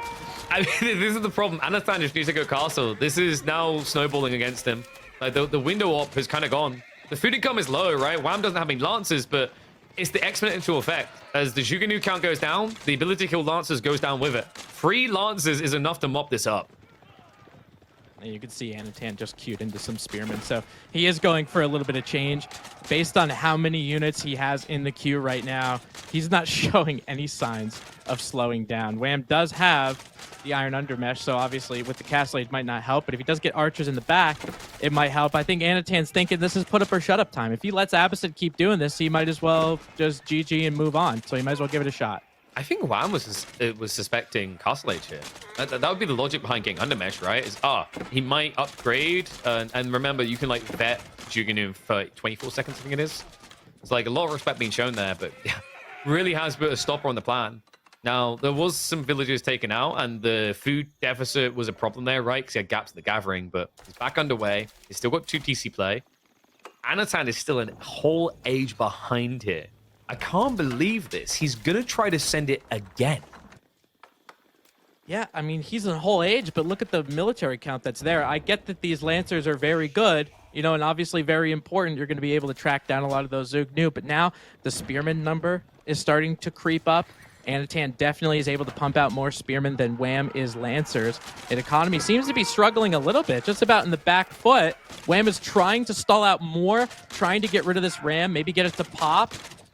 And it looks like maybe just with this trickling Spearman, I don't know if it's going to be enough for Wham. Smart what Anotand's trying to do there. He was trying to frontline with the Juganu because the Spearmen are the only thing that were really doing damage here. So he is at least kind of stagnating this fight, but just stagnating really benefit Anotand. That's the problem you have here, right? It's like Wham is now buying time to get into archers. Those archers are going to be phenomenal. Remember, he has got access to the Castle Age tech now, the composite bows. And on top of that, there's no pressure on his food. If you check the east side, we saw the berries, but now on the south as well. Like, this is my biggest issue of Anotand's all-in, is like he's not stopping his opponent from building these better units. Finally, though, we do have Castle Age on the way for Anotand. Now, this might be pretty important. You know, Anotand is only down by 10 vills. So if he's able to get some Castle Age upgrade for the Spearman, if he wants to hang out and continue with Zugnu, that's fine. You can add some crossbowmen too, but absolutely, this Castle Age might be the end for him. Now, because he has this military advantage, I'm not sure if he wants to take this push, but just with 1 Ram, he might be able to take down those outposts, decides to back up, hopefully gets those upgrades immediately. I think the thing that Anno's scared of is if he stops attacking, he will be attacked, right? And like Pro Scouts is keeping him fairly contained, but things like his gold, his tree lines, those are things that Lancers could easily just mop up. So Anno, he has kept that pressure up. Behind this, we do now have crossbows coming in. Little bit tricky of a situation. You need them for the Lancers, but composite bow archers will just shred you if you don't start getting an armored component into the Chinese army. Oh, yeah, you're absolutely right, because with those crossbowmen, obviously the archers will do big work, but also against those spearmen, too. I mean, he's trying to find a way, just like you stated, when you're going to be an aggressive player against a defensive player, what resources are they getting and how do I stop it? So he's trying to go after this food. He's trying to go after some of those berry patch, very heads-up play by Anotand. However, with the amount of archers that Wham has, now he's got about 12. Is there enough Zugnu that could really take this out before the spearmen get destroyed? We're going to have to see, because for Wham, this might be put up or shut up time. Villagers are about to be frontlining unintentionally there, so nice little snipe to begin with. Every little counting here, but you've got to be careful of those spearman positionings. I don't think we have composite bows, but the veterans and the archers, a big enough threat here. And the mesh level 2 has been queued. Anotand is now switching into the Palace Guard, and not only that, he's also racing for relics. Yeah, and he definitely has map control, right? So he can grab all of these relics while he's continuing to be offensive. Now that these Lancers are coming in, I think they took a little bit of a brace from the Spearmen. Are these Spearmen going to be tanky enough to actually maintain a front line? Let's see if these Archers are able to take them down before the Lancers go down. It looks like this is, honestly, KP, this is close to call. I'm not calling it. It's going to break through. Like, the problem he's got is there's only about 2 Spearmen left. The crossbows at the backside, there's only 2 of them. It's not enough. Lancers, we had to clear the field here. There's still a few Archers remaining, so they can deal with the trickle of Spearmen in. So Anotand is going to be pushed back beyond the threshold again. There's still a few Lancers left to play with. Wham is already flank raiding. He actually dove into Anotand's base here. There's 1 Lancer hitting the gold workers. So some kills picked off there. On top of that, he now has freedom to play out at a time where Anotand is trying to go for those relics. This is key. Wham won't only be able to block the relics, he's finally in a position to play for them himself. Yeah, and I mean, now he's starting to get them. You can see he's going for some of those deep ones, but you're exactly right. I mean, Wham just crawled his way out, right? He got that map control back a little bit, and hopefully he's going to be able to put some pressure on Anotand if you're a Wham fan, because he's got that eco, and now he's going to be able to get that military to follow suit. And actually adding in a camel rider or 2. I think he's expecting some kind of horse play or knight play. Look at these Wallolos. So the idea of that might have been a little bit better if he'd done it with the right relic first. I think that was a bit of a misclick there. Because think about it, right? You hear a Wallow, you're looking for where the Wallow is, and then you see the real one.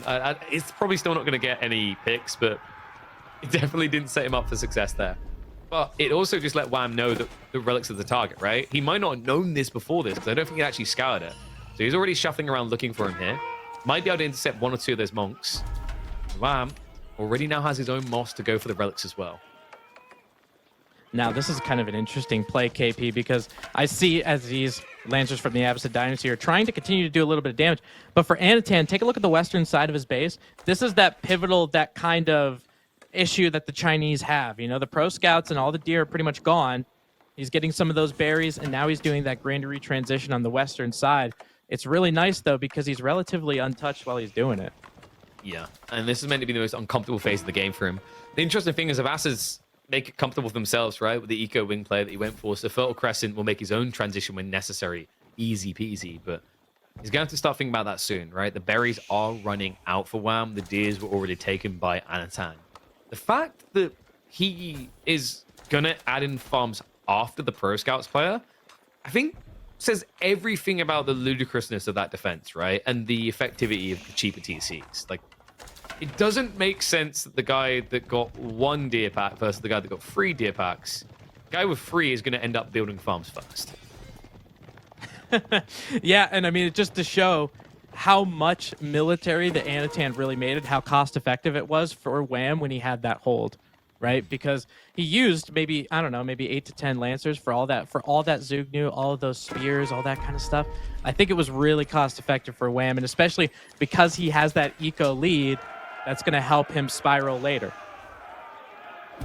Another interesting thing is, like, right now, these comfortable archers are going to feel pretty great. Palace Guard compared to normal men at arms, a little bit more squishy to range fire is going to be a bit of a problem. There's a lot of spearmen as well. I mean, the interesting thing is when you get composite bows, you kind of become the Zhuge level of threat, right? Like, you shred through these front lines so fast, things like spears. Like, Anno does need to blob fast. That's why he set the farms up so early. The whole idea at this stage, I think, is to just get a flood going on the flanks and play that kind of classic Palace Guard raiding you 24/7 style. Yeah, and I think you kind of hit the nail on the head. Just going away from those spearmen and then going away from the Zugnu as well. He's got crossbowmen just to make sure if there are some knights, some lancers up there, they're going to be picked off pretty easily. And then these palace guards can continue to take those hits. But you're right. How many palace guard is it going to take to overwhelm a lot of that archer mass? And because of how speedy those palace guards are, they take a good fight. You can see that archer mass go to 0 pretty quick. Wondering actually maybe if we potentially get some sort of mango play. Maybe Nest of Bees would be pretty sick for the Chinese here, because if you look at Wham's army, like it's all squishy, right? Knobs are weird. They feel pretty bad once you reach Imperial Age, but I think they can be quite viable at this stage. The issue is he went Imperial Palace, right? It's like until he gets Yuan and has a clock tower, you're probably not going to want to invest in such a squishy siege. Yeah, I think honestly, for at least Anatand's opinion, it goes to show how much he doesn't really believe in the Nest of Bees strategy against, especially an Abbasid dynasty with archers with composite bows. You would think you want something like that. Are they just that bad, KP? Yeah, they got pretty crippled. Remember, they used to get gunpowder tech, so they lost substantial damage. They went from 8 to 6 per hit, and they hit like, I think it's 12 times. So it was a pretty big swing. And the other issue is like where they used to scale reasonably into the game. Now when you go Imperial Age, they just get destroyed by mangoes because of the range difference. That's why they actually buffed the range slightly. So yeah, like if you want to use knobs well, it's usually kind of mid-castle where they thrive the most. The interesting thing in like this particular matchup is I almost feel as if Anotand's looking across going, have you built melee yet? I want to build Springles again. And unfortunately, like this like Abbassids are just leaning far, far away. It's almost like he's still got PTSD from that mass spearman game. Speaking of mass spearmen, I think he's sending the majority of his spearmen, Anotand is, just kind of making like these little raiding forces. They're trying to keep up with those palace guards, but they have been conditioned for multiple dynasties now. So they're going to be able to run and chase, trying to get to some of those lancers. But look at this soft underbelly of a farm eco. If Anotand gets there, oh brother. Yeah, both of them, right? Like they both actually have their own lethality. Granaries on one side, the fertilization tech, the agriculture tech rather, in conjunction with the Golden Age, actually does allow Abbassids to compete in the food department specifically. But of course, the other resources is where China kind of cheats the sheets with the Imperial officials. Gulam switch is now coming in. Gulam's kind of interested in the palace guard with this many crossbow already in play. So Wham probably just looking for a thin front line while he leverages mass ranged. And as a result, Anotand is now going for those nest of bees. Won't be as squishy as you're used to seeing out the Chinese though. Yeah, he must, I mean, with these nested bees, he must feel like he's out of options. You know, you get to this point in Castle Age where these ranged masses get so heavy, so huge, they just dictate what your opponent is going to do. And now, with these composite bows, these archers using a third arm, it looks like, to shoot with all of these bows. I wish he did a little bit more kiting, though. Some of these archers are getting chewed up. Yeah, and it's tricky because you'd think just crossbows stand still and archers kite back. You need to kite both back because the problem is otherwise your crossbows are front line. You don't want to lose them. Few Gulams are coming out. He only really needs a handful because he has got through that front line. And now Anotand needs to get out of here. This is a bit of an overextension. The reason why that fight looks so good is because of how quickly the Gulams died. Once you remove this crossbow mass, the whole idea of trickling a tank line for Wham wins in these fights with the back. So we'll be able to shuffle away from this. First nest of bees has arrived. In the meantime, Lancers are going to reach around the back of this. We do have a pass guard raid, which is going to be pretty impactful there, so able to deny the gold. At the end of the day, when you're up at 120 economy, you can afford to lose maybe 10 on the gold, right? Like at this stage, actually having the bigger military may be the better advantage. Yeah, absolutely. And he really was able to preserve a lot of the archers that he had here. Nested Bees did get a couple shots, but, you know, what you talked about with the Nested Bees kind of came to fruition. I saw 2 pretty decent hits, and a lot of those archers are still up. Yeah.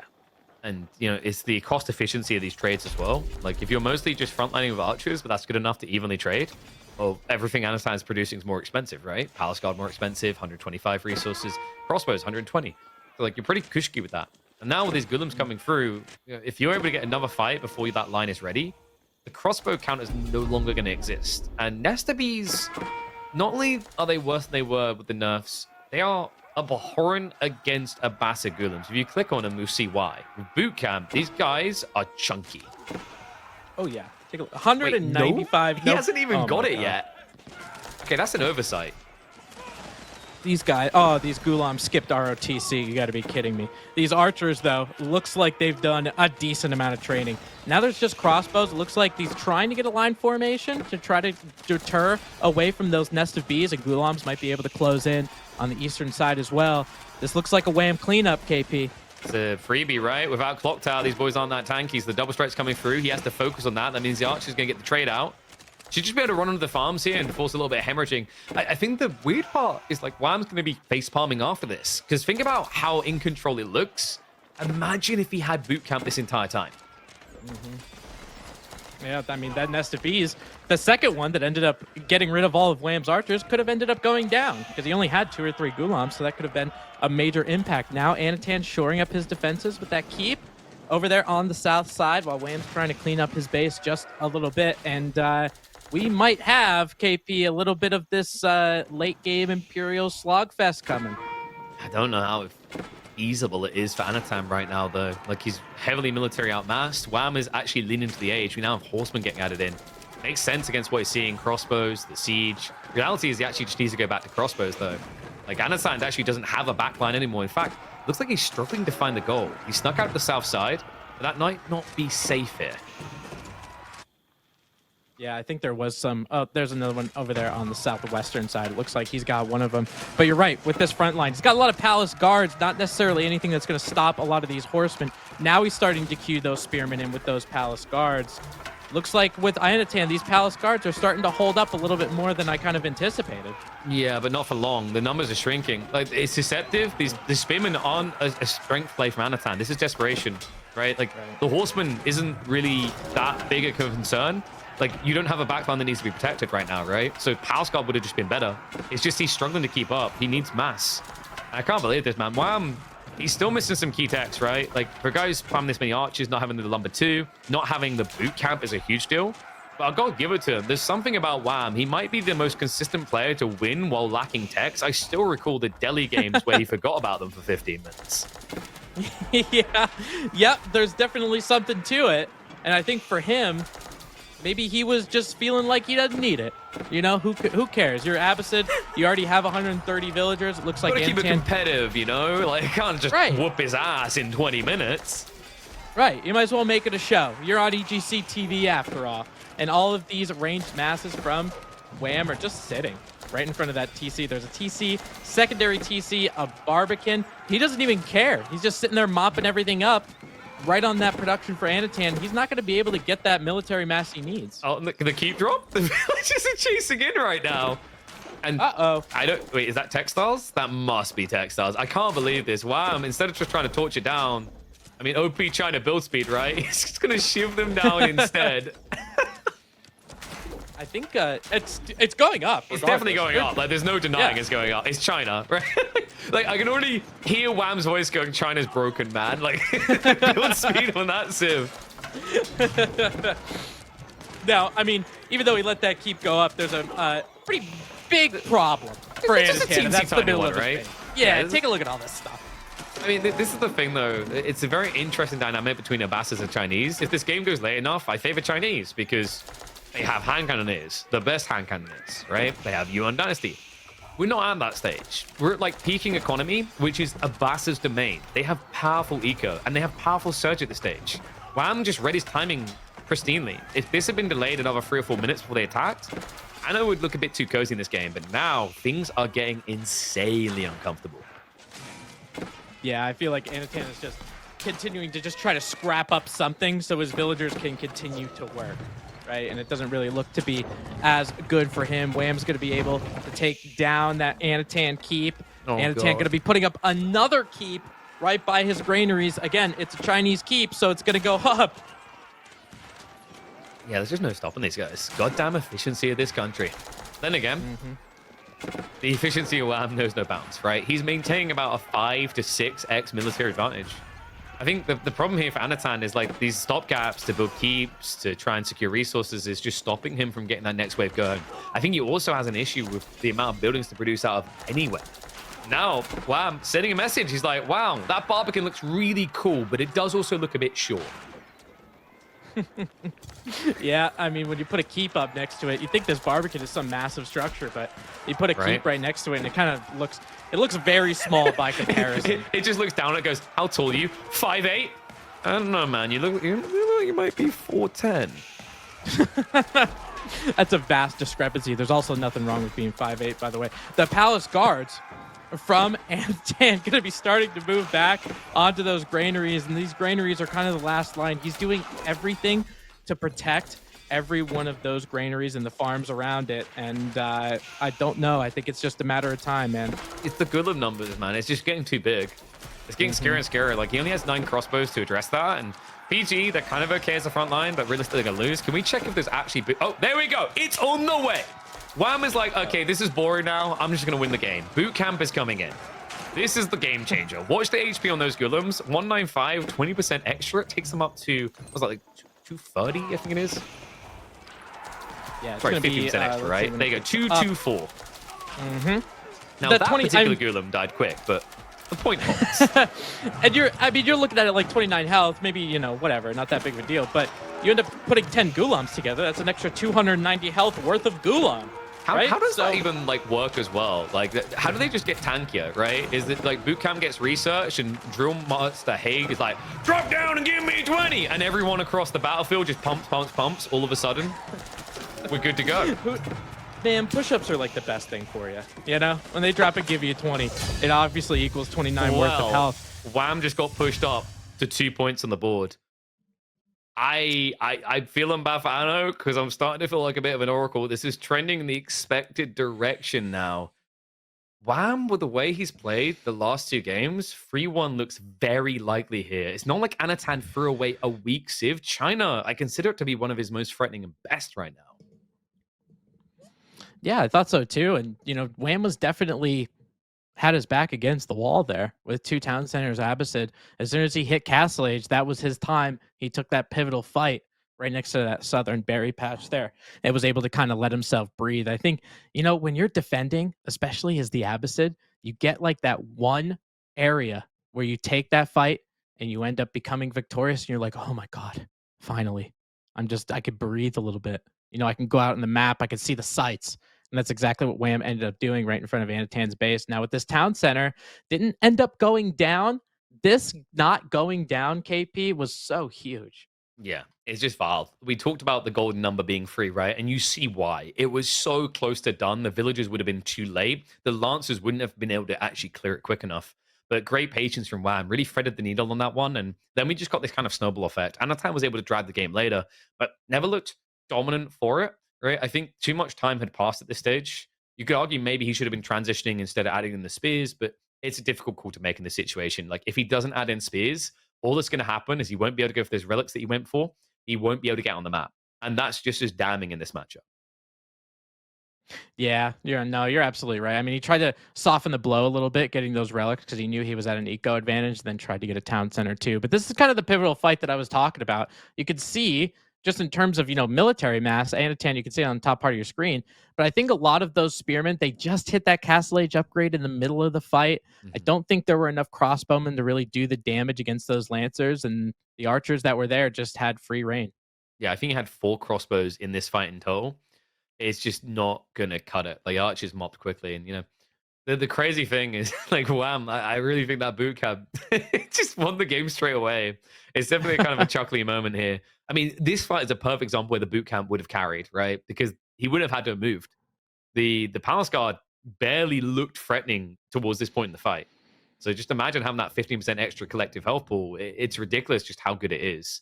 And usually rushed when you're against Yuke specifically, because it allows you to bounce out to kind of contest them with archers. Oh, yeah, absolutely. And I think, you know, maybe it just happened. It was happenstance, maybe, you know, 45 seconds after boot camp, it ends up being completed for Wham. But honestly, pretty big shout out to Anatan for that game. Even though he did end up losing, he was able to extend it and continue and be that credible force throughout the game. So, you know, maybe that first aggression didn't pan out, but he tried to do the best he could to win that game. But Wham is the one sitting on match point. KP, we are moving out yet again. To moving out? We're moving out to moving out so that they can move out. And if they don't move out well enough, then Anatan is going to be out of this series because Wham is on match point. We already got treated to this particular matchup in the Beastie Louis series. Let's see if Anatan can show us a different fate for the Malian Kingdom. Yeah, on moving out, this game number 4, Wham has the possibility of evicting Anatan out of this series with those Malians. We saw Order of the Dragon obviously being pretty good, just their ability to go out with their transport ship. He put that Burgrave down on the eastern side. The naval battles were crazy. I know this is a very hot button map. Some people really like it watching it. Some people really dislike it. I'm enjoying watching it. I don't know about you. I mean, you should always enjoy watching it. I think some people just don't like the chaos factor. It's hard to track everything that's happening. But dude, I find it boring knowing exactly what's going to happen. I want that chaos factor. Like, there's details slipping through. We don't see that. That's the beauty of a competitive game, right? You always want to be surprised. And I think moving out is still providing some very surprising games. There was some incredible ones yesterday. And we already had a pretty spicy one today. These two, I mean, this could be unhinged, right? I talked in the Louis Beastie series about the idea of Saharan Trade Network, wondering if maybe Anotand's going to be cooking with that in this game. Now, if you're going to do it, I guess you're going to put it right on that wood line, right? I mean, you're probably going to expect the Order of the Dragon player, because we saw the Aka Chapel previously, right? Going on that wood line, all of that wood getting carved up. You get pretty close to that Malian side. So if there is a Saharan Trade Network, I think Anotand might be able to come out ahead of that one, especially just because it gets rid of the Aachen Chapel influence. He's got to move those vills. Yeah, and it's also the emplacement, so you can just follow up and extend, right? It's pretty nice. So we are going to see the villager pull out here, obviously set up the pit mine and gather the gold necessary.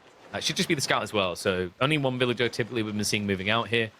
Usually for Order of the Dragon, it can vary between 1 and 3. 2 feels like the solid number. The reason is that you're not going to have enough gold to do things otherwise. Between the cost of like small ships and demos, not to mention lumber tech, you really need at least 2. Yeah, that's what I kind of thought too. Now, the Malian's gold ends up being a little bit better of a spawn from a previous gold that we saw. He's able to get houses all the way around there if he's able to. Order the Dragon with those 2 villagers, just like you said. But on this moving out, this is pretty close. I think, we saw them on opposite sides the past, but this one, they're going to be kind of not button heads, but at least somewhat close neighbors. Yeah, and last time we watched Order of the Dragon on here, there was an intentional push straight through the tree line. Curious to see if it's going to be replicated here by Wham. We were expecting Aachen because why would you mine work? It's not really an option on land maps. I mean, in theory, the idea of mine work men at arms. But yeah, that guarantees it's not happening. He's actually proxy raxed on the mainland. Oh, baby. And look, Anotand with a little Malian transport ship in Dark Age. Oh, honestly, I expected this in the prior game. But I think you got to put that scout in there, right? Because you're never going to put a bill there. Yeah, I mean, well, because he doesn't need the scout to do anything else. Who cares, right? But the trade-off now is like Wham's Spearman opening on the mainland is going to punish Anotand. Because Anotand is going to be at risk of playing Feudal Age with no gold. Well, that's the thing without the scout, right? You're blind. It's just sitting in a transport ship firing random arrows at these Order of the Dragon fishing boats, which I get it. Maybe you're creating a little bit of duress, but it's really not doing too much for you. So by the time Wham gets over there with his Spearman, actually going for a second one as well, I don't think Anotand's going to have the ability to play against this. It's tricky here. I mean, double spear torches pretty quickly. If the pit mine goes down, you're just like Donzo, right? Like, I mean, you have got a Mansa Quarry that should be coming. There's no way Anotand would do a Saharan Trade Network.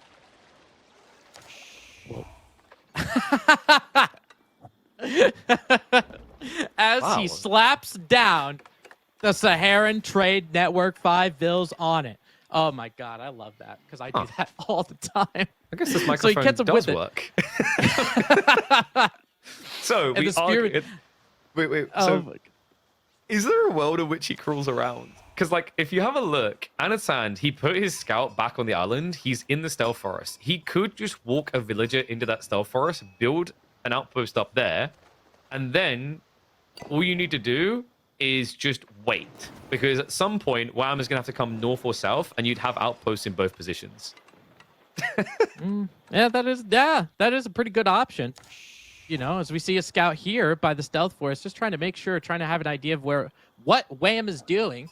He's going to put that second dock back on the south side. But on the north, it is pretty shored up just because of that Saharan Trade Network. So definitely got away with that Mansa Quarry, chose not to build it. But his passive gold, this pit mine and stuff that's over here, it's going to go down at some point. So he's going to need to put that transport ship, add some more villagers over there. I feel like for Anotand, he's going to be north uphill. Now. I think that might be another villager from Anotand going north side to build a different pit mine, which is awkward because Wham just saw him. If you check the northern corner, there's like a red and yellow unit on the mainland. Like it's... Yeah, no, this is cursed right now. Anotand's plan is cool, but... in reality, you need gold, and you are not getting the gold. The weird part, actually, is that Wham, he went after the housing to stop the opening boats instead of the pit mine. So there's at least going to be some potential here. We already have the javelin emplacements being queued up. Hey, man, I mean, I'd rather be lucky than good any day of the week. That's exactly what happened. I mean, Anotand's trying to get that sneaky pit mine, but that scout obviously being there. So with Wham going up to feudal age, where is that Aachen? And it looks like... I think he's hit. Yeah, the outpost he's in. There you go. So the scout reveals, shoves him north. And now if he just gets vision on that north side with like a fishing boat, he's now in range of the Saharan trade network. So this game is most definitely not over. There's a risk that Wham's entire economy will not be able to work here. Here he comes. Wraps around. Just a little bit more. Just a couple. There we go.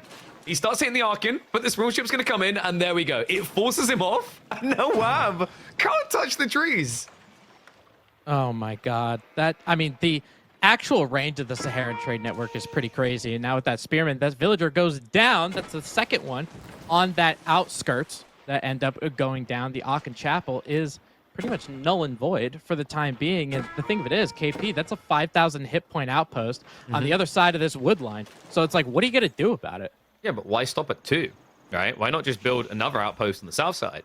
Anotand needs to, right? That is his creme de la creme piece, because if he doesn't, that's the one area Wham can gather in, and there we go. It's coming. This is the big difference. This is the change since last time we saw moving out. Marlian's change was the Saharan Trade Network javelin emplacements. And the big drastic difference that matters here, they don't need stone, remember. It's only gold to build these things. And we're seeing that. We're seeing the power of it. It's kind of, honestly, whether it's Order of the Dragon or HRE, it's kind of sad just seeing that chapel and like nobody around it. No, I'm fine with it. Oh, okay. Yeah. The slam bar gets built too many times, you know? Just like screw the slam bar. Yeah, At this stage, Wham just needs to go to the mainland. Like he's won there, right? So why not just win there more? The more he tries to fight this, kind of the worse it gets. Yeah, I think maybe there's a sunken cost fallacy a little bit in there. He spent a lot of time on this. He actually can't. Like he's actually got pinned. Oh no, and Wham, like the other thing, right, is like I don't think he has a grand amount of gold income to clear this. A lot of fishing boats going down. Anotand, de fromage to try to get us to game number 5 here. And it looks like it's being it's pretty advantageous for him. A lot of these fishing boats are going to go down, so that eco isn't there. Don't get me wrong. I mean, we talked about those pit mines, or lack thereof, I should say, for Anotand. I think if he's able to shore those up, and especially if he's able to, that wood line is pretty easy. You know, it's pretty defensible. Whatever, he's really got to focus over there. Just call it. Like this is spiraling depression at this stage. The only upside is the scout isn't looking at him on the tree line. But that doesn't matter because he's about to open the tree line anyway and say hello to his neighbors. Hey, what are you guys doing over there? Like, and this, by the way, this isn't like a here's Johnny moment. Not for those Order of the Dragon villages. This is going to be a what have we done? We let a dragon out of its cave. And they are, hey, those villagers are gilded. Oh, Wham is just bypassing that completely. He's like, nah, I don't want that smoke. He's gonna move up to the northern side, but hopefully, see, now rocking a hard place. You got that outpost to the south, the Saharan Trade Network to the north. Probably has that small area of lumber to where he could actually, you know, chop some trees after that. Where are you going? Oh man, he is getting ready to just blow and send it on the main island here. And there's the breakthrough. The javelins, they're starting to hurl here. And we're starting to hurl a bit. Vomit, more focused. Because this is just brutal to watch. I mean, Marlian's might simply be the best outpost rushing civ on this map. Especially like with that Saharan Trade Network, I don't think, obviously, because of where Wham built the Aachen, he definitely couldn't see it, right? So now with that ship, we just saw that ship go around to the north side and the Saharan Trade Network shooting at it. He was kind of like his, oh, crap moment. If there was like one thing I'd change for Wham that could have maybe evolved this game, he started to do it though. It's the lumber camp on the straggler trees. That's the safe area while you come up with a solution. It's your only safe area, right? Because like there's no world in which an outpost can reach you there. So yeah, he done some of it, but like there was still more trees to be had here. But he greedily went back to that center and it definitely bit him in the ass. Yeah, I think, you know, maybe he felt like he needed the bonus of that Aachen to actually make some sort of impact. But now with Anotand adding some land military, especially in the middle, maybe not paying attention to the water as much as he might want to, hopefully those villagers, Wham will have to vacate that area. He's continuing. He's just bleeding villagers here. Yeah, KD. he's He's not lost reacting. 11 already. He's too distracted. Like, by the time he realizes what's happened here, it's going to be irreparable, right? Like, it's 14 worker kills, and a decent chunk of that are your actual core villagers here. And I mean, these are Order of the Dragon gilded villagers. It takes a while, a little bit longer, 22 seconds to actually make them, right? So losing them is a big deal. We just saw all of those villagers from Wham go into the transport ship. He's getting the hell out. Finally, I mean, it had to happen eventually. He got the space he thought was necessary. Didn't feel like he could do it before. But what do you do now? Like, I think this seems like it's going to be maybe a secondary TC play. You have to do something like that, right? Like, you want to protect the mainland, but at the same time, if you don't now inflate your economy, Anotand's going to get 3 fishing spots and just snowball. Yeah, I think for as far as snowballing goes, Anotand's definitely at that area. He does have a decent amount of wood. I'm assuming he's going to be hanging out in feudal age for the time being. I mean, his gold obviously isn't there, right? Because of the pit mines that were going on. So he's going to have to make some land transition at some point if he wants to get out of this age. Yeah, like for Anno, it is going to be a bit of a struggle to get on the mainland again, just because Wham already has like a few spears there. It's like the Anotand is going to have to basically add in units from his central base and then try to Normandy it. So that delays his attack point. It does give some potential Wham, and there you go. It is indeed going to be a multi-TC build here. I mean, I don't think you go crazy and make it free TC. No, okay, actually, the more I'm thinking about this, I'm not completely against free town center.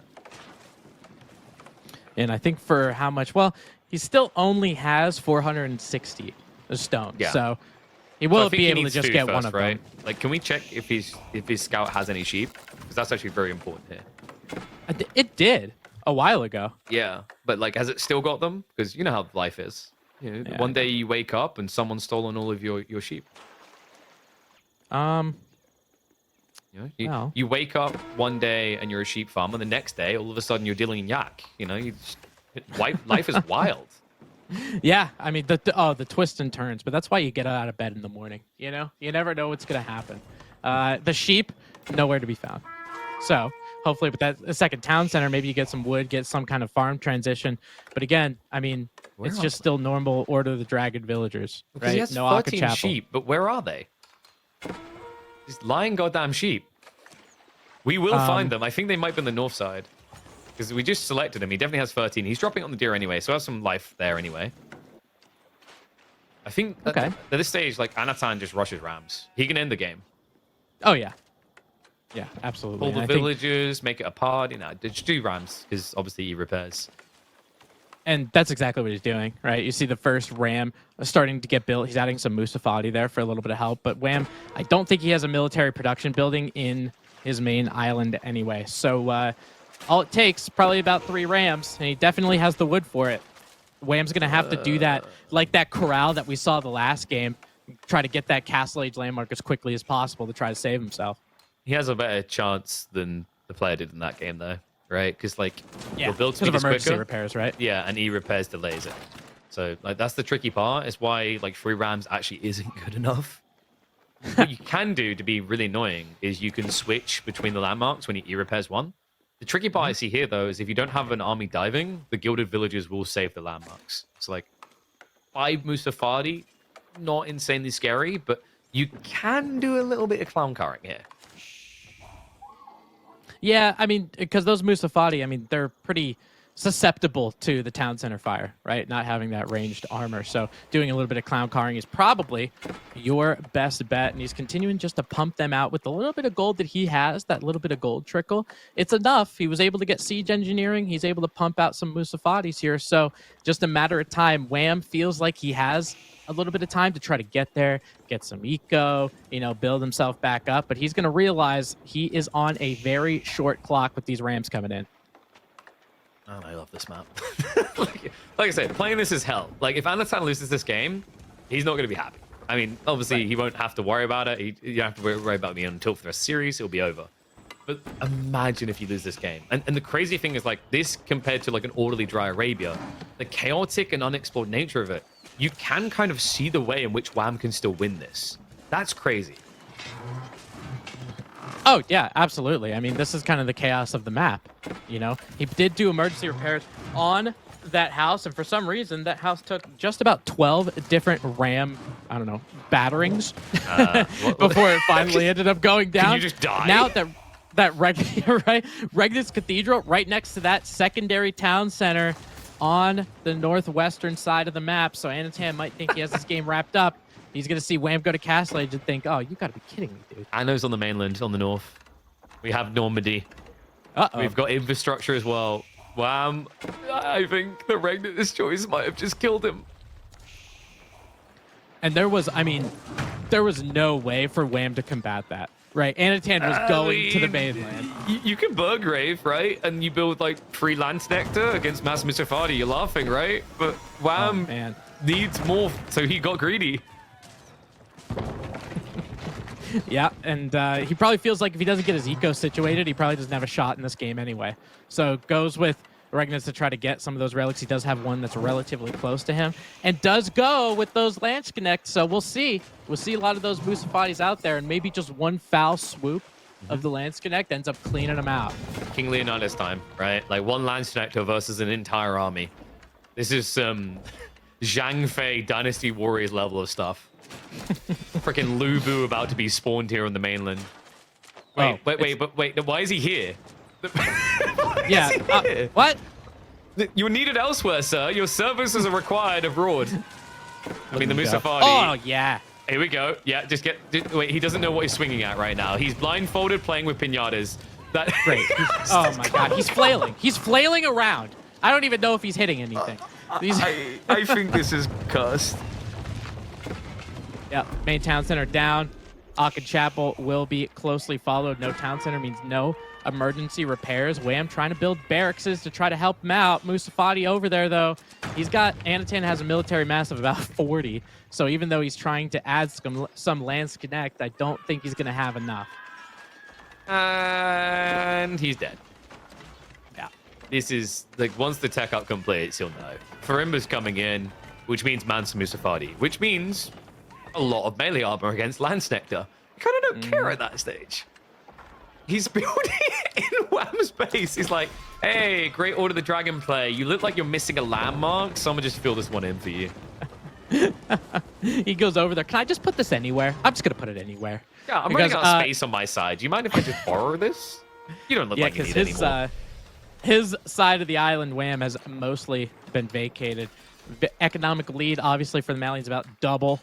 And military mass, obviously, about 4 times as much. Wham is just finding, I don't know, something to go for, any kind of resources. Like if we stonewall, we won't die to the Mansa. Maybe. Right. Probably still will, but maybe there is a way. He has 3 Lance Connect right now. That's like having 3 Space Marines versus an army of Imperial Guards, Tim. I don't know if you follow Warhammer 40k, but basically your faces get smashed in. Okay, no, that I needed the ending. I was not familiar. I do also, with a lack of familiarity, all of those battering rams just like cramming into the transport ship, like no problem. It reminds me of some of those war elephants doing that as well. But Wham now he's starting to get up in that Lance Connect count. He's on 4, gonna be adding a couple more. Did they ever fix it? Like, can you actually put? I never tested it. I keep talking about it. I keep meaning to test it. I keep forgetting. Can you put like 16 units in the ram and then put 16 rams in a transport ship? No way. You can't. Like an infinite bag of holding type thing? I don't think you can. Surely not. That Maybe? Would be so stupid. Right? Like, can you imagine that? My entire army is in this one transport ship, and then it walks into 5 demos. Flip of the year right there. All right, so Mansa Musafadi Raiders coming in. This is disastrous, because the Landsec might have a really big sword, but they are the 4'10" guys, Chim. They have tiny legs. They don't run fast. But they're doing their best. This guy's hitting 3 rams at once, so kudos to him. Bunch more. This game's coming in here. Oh my God. They have all just packed into the ram before. Yeah, I know. Right in. I wanted to see if those Musafadi ended up getting cleaned up. He's going directly for that Regnitz Cathedral. Does have the ability to emergency repair once it gets down a little bit lower, so that might be his avenue. These Lance Connect actually not doing too bad at clearing some of these Musafadi, but I think there's just too many of them. No, do you see what Anotand's doing? doing, he's playing with There's them now. archers too. The archers are picking apart. He's sending Manta in 1 by 1 to minimize the damage. So GG comes out. We will be seeing a game number 5. Wham is probably going to want to stick his head through his keyboard and forget about that one, because that was painful. Yeah, I mean, I don't know if I blame him. This is one of those situations on that map where it felt like he just, Wham fell a little bit behind because of the Saharan Trade Network and then just wasn't able to get back up. There were more resources by Anotand because Wham had villagers that were dying. Case in point, I don't really have any more analysis for this one. Towers shoot real good. That's TLDR. So I know some people are just going to go, oh, this was cheesy. Okay, you can call it cheesy, but I just call it a very smart strategy, right? The practice paid off in a way that Wham wasn't ready for. I think, a lot of people haven't necessarily been deeply exploring Saharan Trade Network. The changes to it were kind of seen as memeful. I remember when I ran the preseason 9 tournament, there was some experimentation on Socotra. That was about it. It's very subtle, but very powerful in the right circumstance. And this game could have went either way. And the reality is, if Anotand had been scouted on that gold and denied a bit earlier, I think we'd be looking at a Wham win because he wouldn't have the gold to get those emplacements. Yep, absolutely.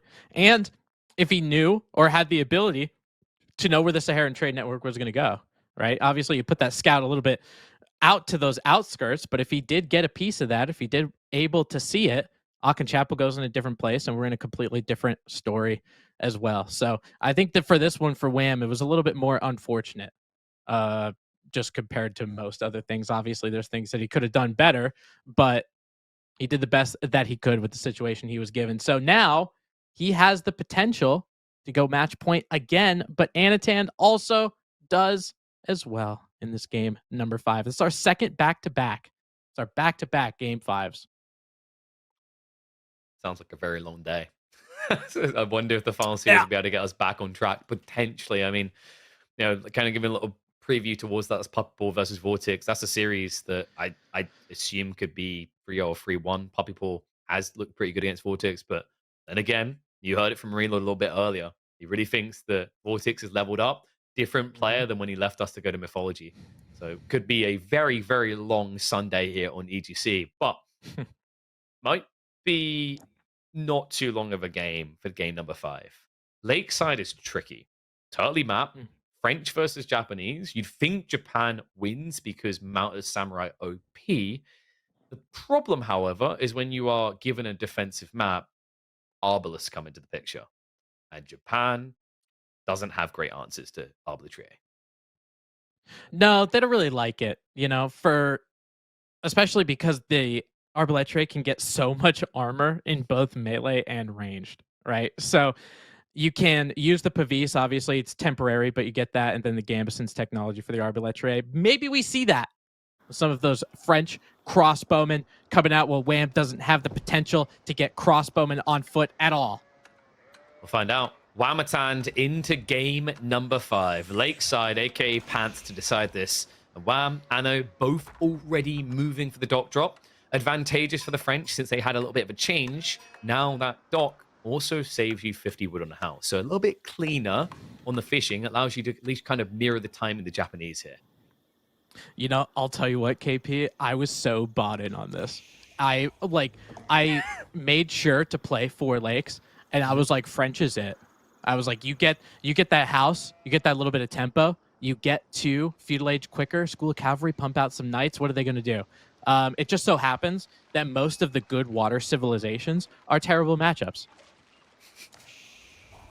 Yeah, so the way that I've seen French played here, they were the iteration that was about baiting on Lakeside. The whole concept is make you think I'm playing water, then I don't play water. You feel like the person that got stood up at the mall while I'm off watching movies with the cute guy in the year, right? And the cute guy in the year is basically like pro scouts and land play, or 2TC for French. Now, the reason that's really good against Japan is that elongates the game.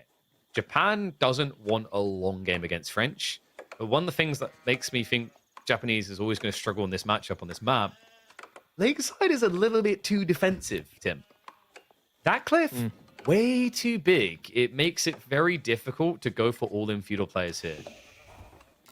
Yeah, definitely, because I mean, even take a look just behind that cliff, right? Obviously, you only have one avenue of attack, which is what you're describing. But also, I mean, look at the resources back there, right? If you're making sure nobody transports across the other side of that lake, and assuming they don't, you got a gold that's back there, you got berries, you got stone, you got a wood line, you got wood all the way in the back, plus a relic. So you could still hang out back there if you need to vacate and actually make an army. So I definitely see that. Yeah, I think like the weird thing for me as well is it's too much defensive resource in reserve and then only one entry point. Like this map's issue is quite easily resolved. All you need to do is make that cliff small enough so that you can walk on the inner side of the TC. Because like if you click on Wham's TC right now, you'll see what I mean.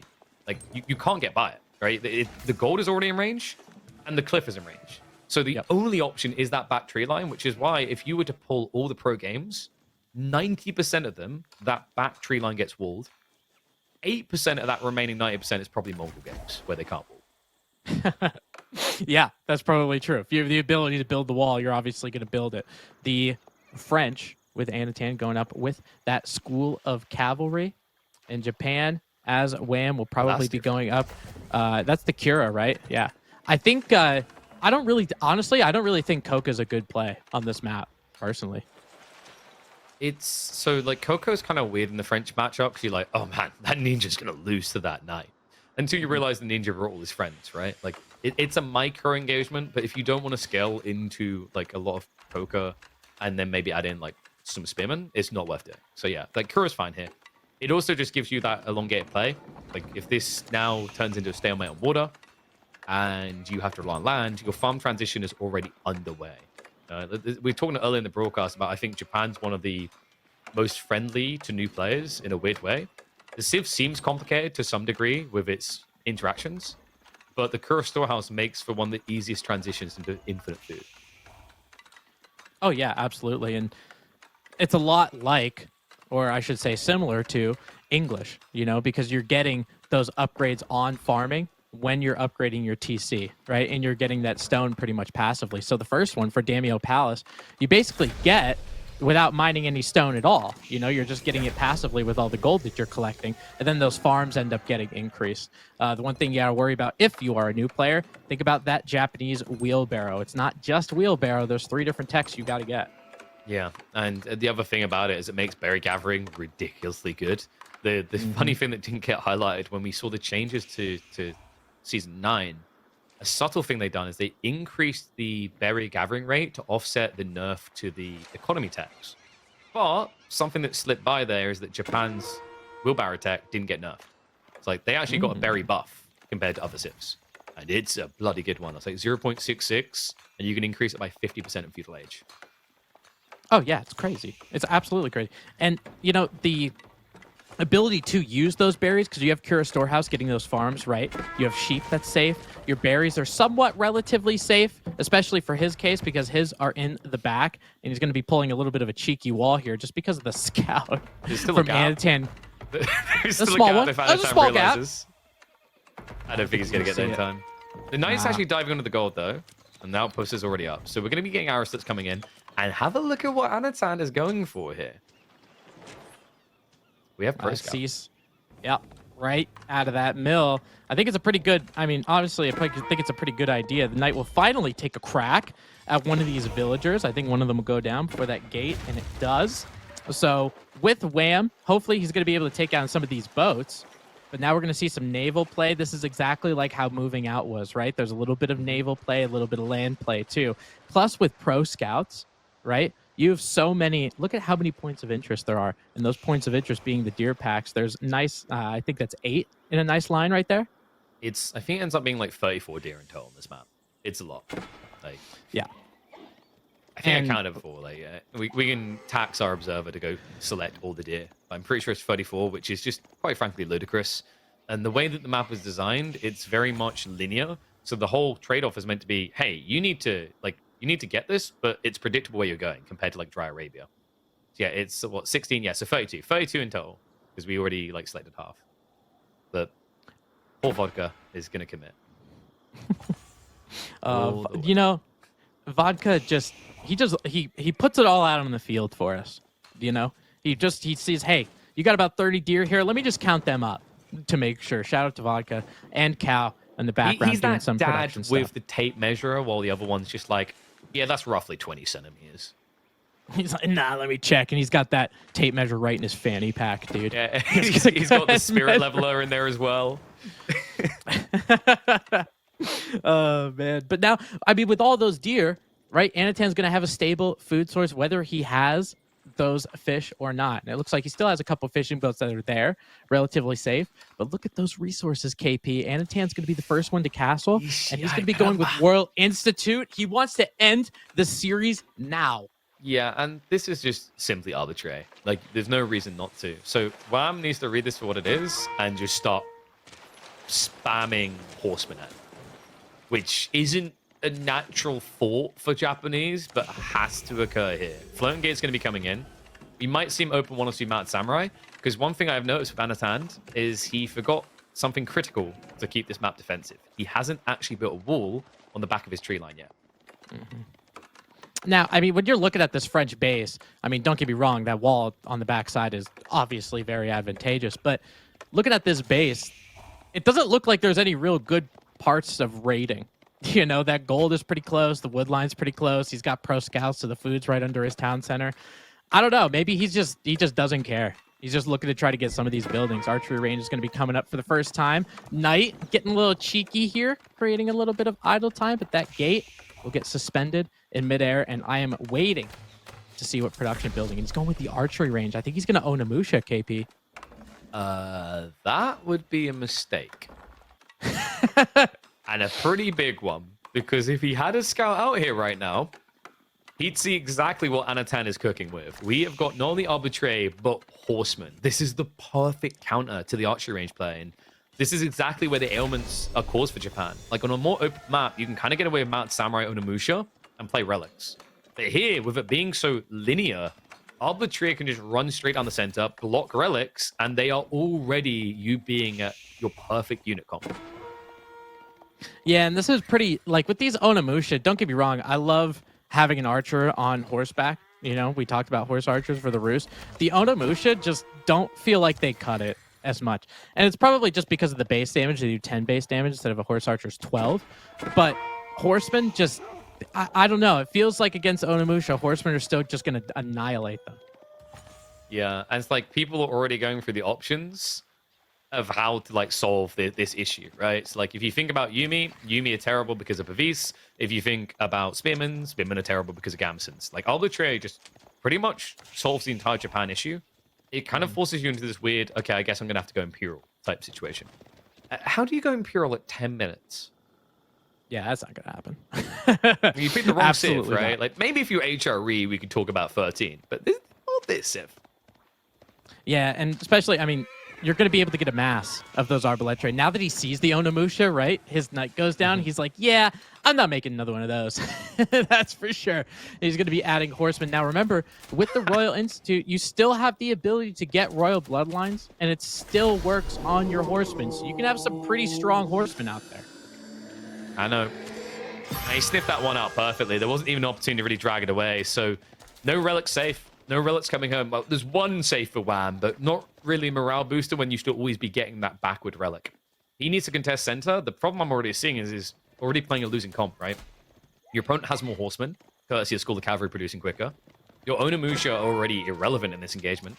Like, you know, the only thing that might be an edge for Wham is the fact that he's going for his blacksmith techs, and Anno hasn't added that in yet. If he does, that's automatically double bloomery level for these horsemen.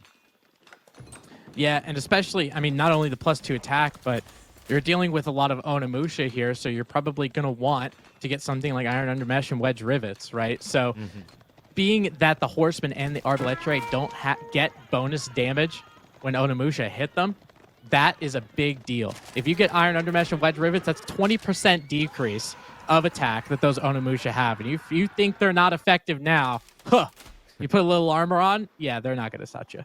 And we do have the Uma Bannerman coming in, so the whole idea of the Uma Bannerman is that's at least going to balance you out against the Horseman buff Anno. My problem is, like, it doesn't make Onimusha beat Arbitrary. And look at that. Gambeson's is already in the way for Anno. This is brutal. He went Royal Institute, right? So there's another thing to layer this cake and pretty much put the final nail in the coffin. And that would be crossbow stirrups. Expect to see that around about 25 Arbitrary definitely a cost-efficient tech at that stage. Oh, yeah, absolutely. Getting that attack speed bonus on the crossbow serves, especially against a comp like this, it might mean that those horsemen that Wham is making might not be as strong as you might think that they are. Now, horsemen could be able to get a surround on those Onimushi. He's got enough Arbaletrier. Let's see what these horsemen can actually do. And the horseman from French is just good enough. Pavis comes out. Gambus is completed. So these are the tankiest crossbows you are ever going to see. Look at what the Onimushi are doing to some of these crossbowmen. And by what they're doing, I mean a lack of. Lamb is doing a lot with the little horseman. That healing is actually coming in clutch, and also Anotand, a slight overextension. He didn't supplement his count, right? There wasn't a second stables building the horseman, so the arbitrary actually get wiped here. Wham! Now leveraging this. Now, in terms of relics, there's still a lot up for grabs here in the center. It looks like Anotand should win in that department, but this is a big L where it matters most. The arbitrary overextended, and Wham now has an opportunity to keep punishing. Yeah, and there's really only one way to cut through those Gambusons, right? And it's a bunch of bonus damage. And that's exactly what these horsemen do. Obviously, with the mobility, you're going to be able to, and these Arbaletrier, they're not going to be able to escape, right? So they're going to be able to get taken down. Military count for Wham continues to be increased, and now he's going more horsemen than anything. He's got like maybe 4 or 5 Onas, realizes that's not really what's going to help him win this game, so he's kind of stopping. I'm a bit shocked, man. I think he's still on 1 stables this whole time, right? He went triple archer range. I feel as if he just jumped the gun a bit. He didn't need to overextend beyond the sacred site there, right? I think what baited him is when he got that tree line, he was like, haha, you can't reach me straight away. But he left 3 horsemen to hold back an Bannerman buffed wave of Japanese horsemen. And now, like, looking back at this, Anno is probably like, maybe I should have added spears instead, right? But he's kind of stuck with this comp. The good news is, like, your opponent is layering in spears, which doesn't sound like great news for horsemen, but is good news for arbitrary. The bad news is you're not at risk of Wham just taking full map control and trying to play out of this age. Because I've seen this play out a few times in Japan at this stage. The goal now is to get out of Castle Age as quickly as possible. Man, look at all of those horsemen, dude. Like, he has such a high military count, and the army value is obviously in favor of Wham. But look at KP, look at how much food he's getting per minute. Yeah, it's the farms. Like, this is the effect of Kuro Storehouse. It really does bolster your economy. And then we got the berries, right? Which is just an added layer to the cake. We mentioned the gathering rate. It's basically comparative to shoreline fishing. That is nuts for berries. Yep, and now, I mean, even with Wham, that western side, right, is able to gather up some of those berries as well. So his home berries are gone. He has the map control to get the other ones. Now, a lot of horsemen are coming up. There's Arbaletrier in the back, horsemen for Anotand trying to make a little bit of a front, but KP, I don't think there's enough horsemen here. He's just not killing the horsemen quick enough, though, so he's losing villagers. Idle time achieved as well. Crossbow stirrups hasn't been here this whole time. Like, Anotand, he missed his timing and had to delay going for it, right? So it's still not there. He only is now getting steeled arrow. That was another thing that was mentioned earlier that he was missing in that Sacred Site fight. But he didn't have the blacksmiths. He didn't have the auto +2 damage. These small incremental differences don't look so small in the grand scheme of things. Olo coming out on the backside. Wham. Will just get the snipe, doesn't give a damn. And now he can rotate to the back because he understands that Anotand has to be getting gold somewhere. And on that backside, Anno, I don't think he has textiles either, so it could be several villagers going down. He's researching textiles now. KP, he's only halfway he's quicker there. than this. And when you're throwing Arbaletrier over there to try to stop horsemen, it really makes you feel bad. I mean, don't get me wrong. He's got enough arbs. Maybe you can clean up the horsemen, but throwing your counter into something, not really what you want to do. Absolutely wild. And you know, Anotand in a shaky position here, behind by 5. Wouldn't be surprised if Wham goes for a secondary TC. You organically get this stone from all the gold gathering, and it is a natural transitional play for Japanese if they feel the game's going to go later. But I mentioned him trying to get to Imperial Age. Wham sensed weakness. Instead of allowing Anotand time to bulk up the mass counter arbitrary, he's full-on sending it. The amount of horsemen he's pushing out, all possible due to the mixture of fishing and that Kuro Storehouse play. Yeah, it's been consistently anywhere from 1,400 to 1,700, just dipped down a little bit now. But having the ability for all of that food with the fish complemented, all that kind of stuff, you're seeing how many horsemen are going to be there. Looks like Wham trying to actually take it to the Navy as well to try to stop that as Arbaletrier clean up some of those horsemen. If he could get to that back gold, KP, that's pretty much the only thing he's got. The pro scouts, you're probably not going to be able to take down just because of the deer that are already gathered. But if you can stop a French gold, you're looking pretty good. Yeah, and I mean, even if you can't stop it, it's Royal Institute. So Anotand has to come to you eventually anyway. Like, this is pretty damning. It's crazy the way this one flipped. Like, I'm not exaggerating when I say the Arbitrary have just been carrying on this map time and time again, but I think Anotand, maybe he was watching that earlier series where Louis just massed, like, Janissaries without a front line, and it worked. I think he maybe felt a bit too inspired. He overextended a critical point in the game, and all of a sudden, Wham, now in dictatorial control. We even had him actually queuing up Yumi. A little bit surprised by that. I think you're ahead, but that may be pushing your luck because Yumi into Arbitrary shouldn't really do much. Yeah, maybe it's way I'm thinking about, okay, how do I actually lose this game? And I think if Anotand made a composition change and added some spearmen to get rid of the horsemen, he's like, okay, so then maybe we go with some Yumi on the back end because he's just trying to predict him a little bit, but ends up going a different route. He's actually queuing up a lot of Ona Bugisha. I can't say they'll do very well against the Arbaletrier just because of the Gambesons, but at least they won't get any kind of bonus damage towards them, so maybe they could be a fodder. Ona Bugisha here. The problem is, like, with the Gambesons, it's a weird play. I have seen them beat Gambesons Arbitrary before. It's kind of weird, and it's just the movement speed flow, right? Like, with Ona plus the Horseman, you counter spears, and then you still have that mobility to just get in on top of your opponent. So, like, it's not the worst idea in the world, especially if you think your economy is good enough to sustain. Like, the reality check here is, like, without Guildhall, Anotand is starved, right? He doesn't have dot play anymore. He doesn't have a farm transition. Pro Scouts is very limited.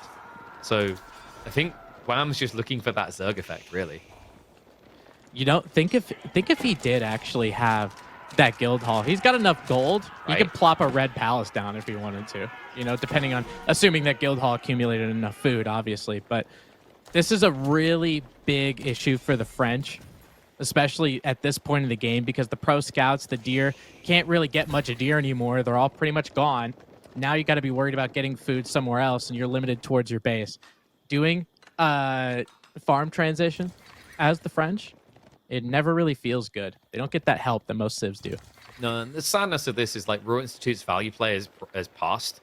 Yes, he has crossbow stirrups, but the fight that really mattered for it, it wasn't there, right? So, like, he's got what he needs to keep Wham from diving, but Wham doesn't need to dive, right? He's got a Sacred Site timer.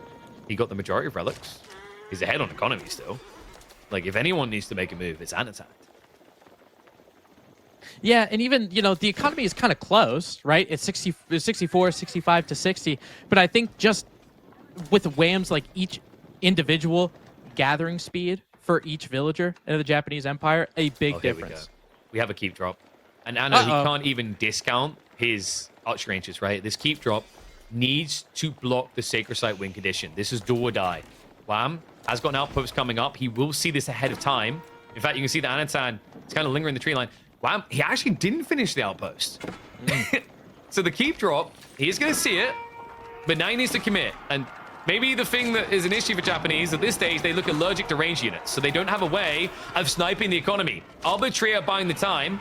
The castle most definitely looks like it should be going up. Ona Bugisha starting to leak in here, but Anotand commits 40 villagers to do this. Mango's going to get sniped. The castle has been dropped, but there's a lot of horsemen diving past this.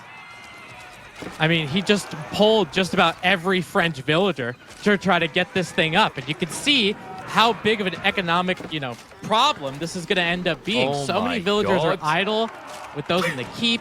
Wham has killed 28 total workers. You can see it on the bottom left part of your screen. So, you know, it's really cool. You know, he's got a keep. He just doesn't really have anything else. Yeah, but Tim, where is Wham's army? This is the thing about Japanese. I think it's the dead. Bands. Yeah, because it turns out when you spam Ona Bugisha, they're not very tanky against the castle. The Arbitrary carried that in the end. And now Anotand can try to extend this game. He just needs to move in for a decap. Yeah, and my God, does he need time. To decap this is going to be huge. 5 minutes left on that Sacred Site counter. Look at what Wham has. With all of those walls, he's got a lot of safe resources. He already has some of his farms because of the Cura storehouse. Anotand needs to set all of that up. And Wham already set it up. This is wild. And, you know, with the decap coming through, we have a very different game because the Arbitrary are starting to carry. Now, Anotand still has problems. He still needs to solve for the food issue. He's getting more stone on the front line, so we might see a keep drop just to the south side as well. He needs to secure the flank because the gold, right? You're already seeing on the minimap, he's moving out to the south corner. Problem is, your opponent went Onabugeisha. So if you don't keep committing into him, they will go raiding. Yeah, it's just because of how speedy they are. I mean, I would imagine Wham has just about every single improvement on those Onabugeisha that he is looking for. I could definitely see the kind of bait. I think he's for the got 2 Onabugeisha. levels of melee tech, which is Oh no. he's missing one, and every little bit of damage counts, right? Because you hit for 7, but these guys have, is it 6 melee armor at the stage? So you tickle. And especially, yeah, I mean, especially with Gambesons, right? No, he's got all 3. Oh, okay. Yeah, he sorry, does have all 3. Oh, okay. Yeah. Wait. So it must be on the threshold because remember with the front end UI, it rounds up or down. So like with that amount of damage, basically the Onabugeisha on at 11 damage, they're like I think 11.5. Yeah. Like, you can literally see that, right? When you hovered on it, it had 12 melee damage in one piece, but on the UI it has 11. Oh, you put him in a transport. I wanted to see it. Yeah, Well, there's probably more. I mean, there's 23 in Navigation. We can find other ones, and you'll see why. It's very weird. Yeah. So yeah. And- Well, we don't have the Bannerman now. Boo. We'll have to wait for the raid. He's standing around the back, which is interesting because Anotand's entire economy is ahead of the TC now. Yeah, and I mean, a really good TC play with this gold. Obviously, you know, if you are Anotand, you're going to need a lot of gold to keep pumping out Arbaletre. You're probably going to need some siege as well. I'm not really sure what you're thinking about doing because, you know, he has a lot of melee stuff. Might we be seeing a French Springald? Question mark. KP? Huh? Sorry, I almost choked on your words. No, because this isn't Jean. Right. If it's Jean, it's goated. Look at that. Look at that. Like, how do we math? Well, that's kind of... Well, that's not right. That's false advertising right there. Man. So, I mean, Anotand's got a big problem, obviously, with this keep being up here and being endlessly raided. Don't get me wrong. But now, with those Onabugeisha in the back, there's something really important that I feel like if he does this correctly, this could be game-ending, is if he wants to take a battle, you know, he uses the trebuchets to take down this keep and then starts to push a little forward. You raid at the same time, it's huge. But Wham, not really waiting for it with all of these Onabugeisha. He's looking to take a battle to Anotand's farm transition, and that is a huge deal. Anotand needs that. He's on 44 food per minute. Straight away. Unbelievable. The Onabugeisha have found the soft underbelly, and it means that Wham will win 3-2.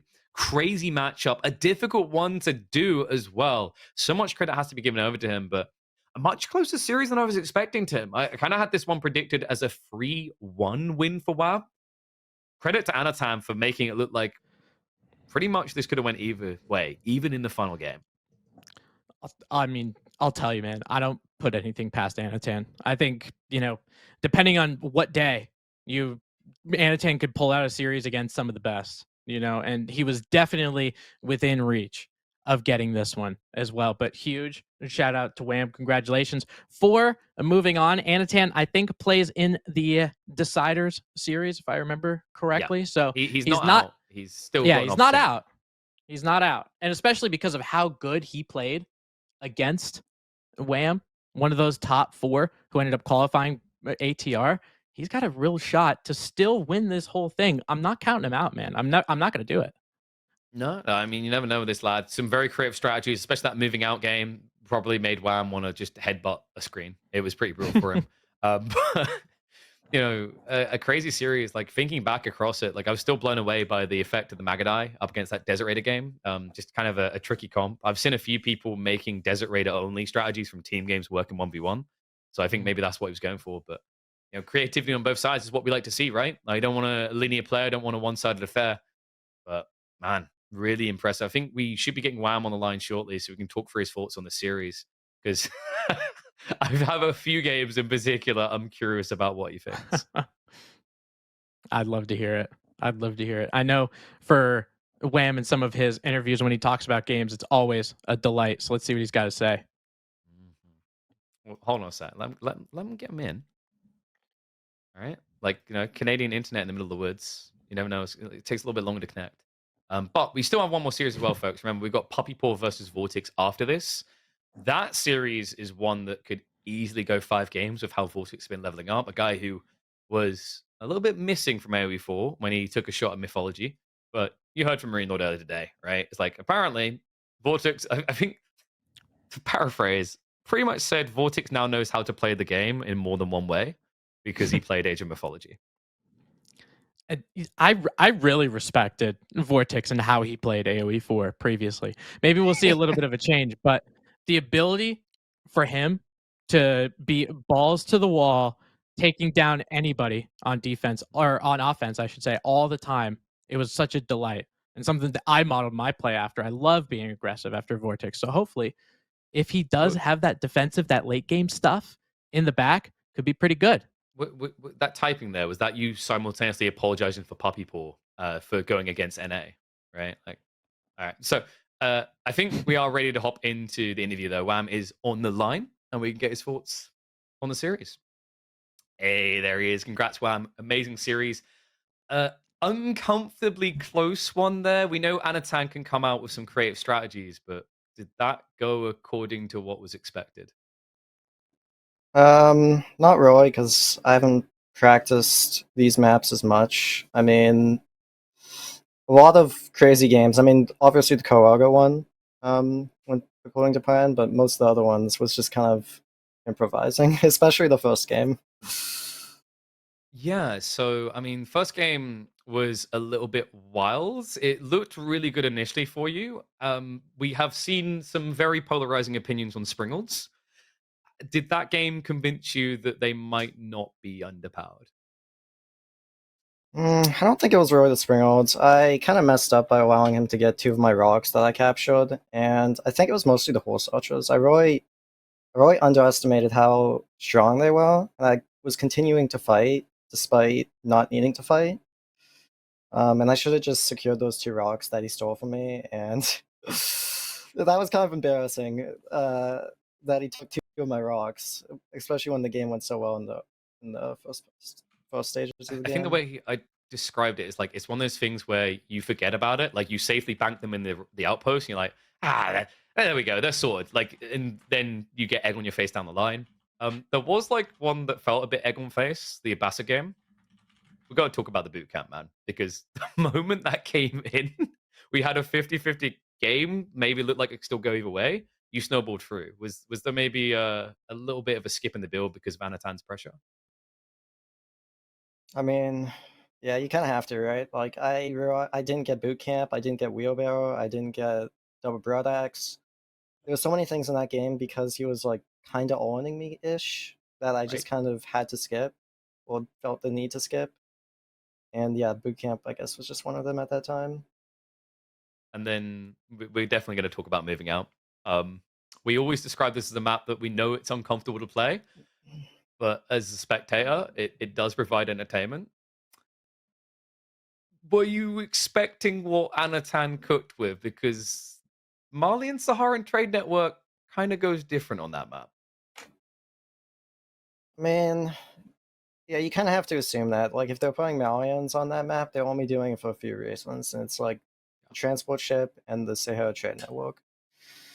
But it's just more difficult to deal with than I thought. The range is insane, and it's not super difficult to get vision on that map.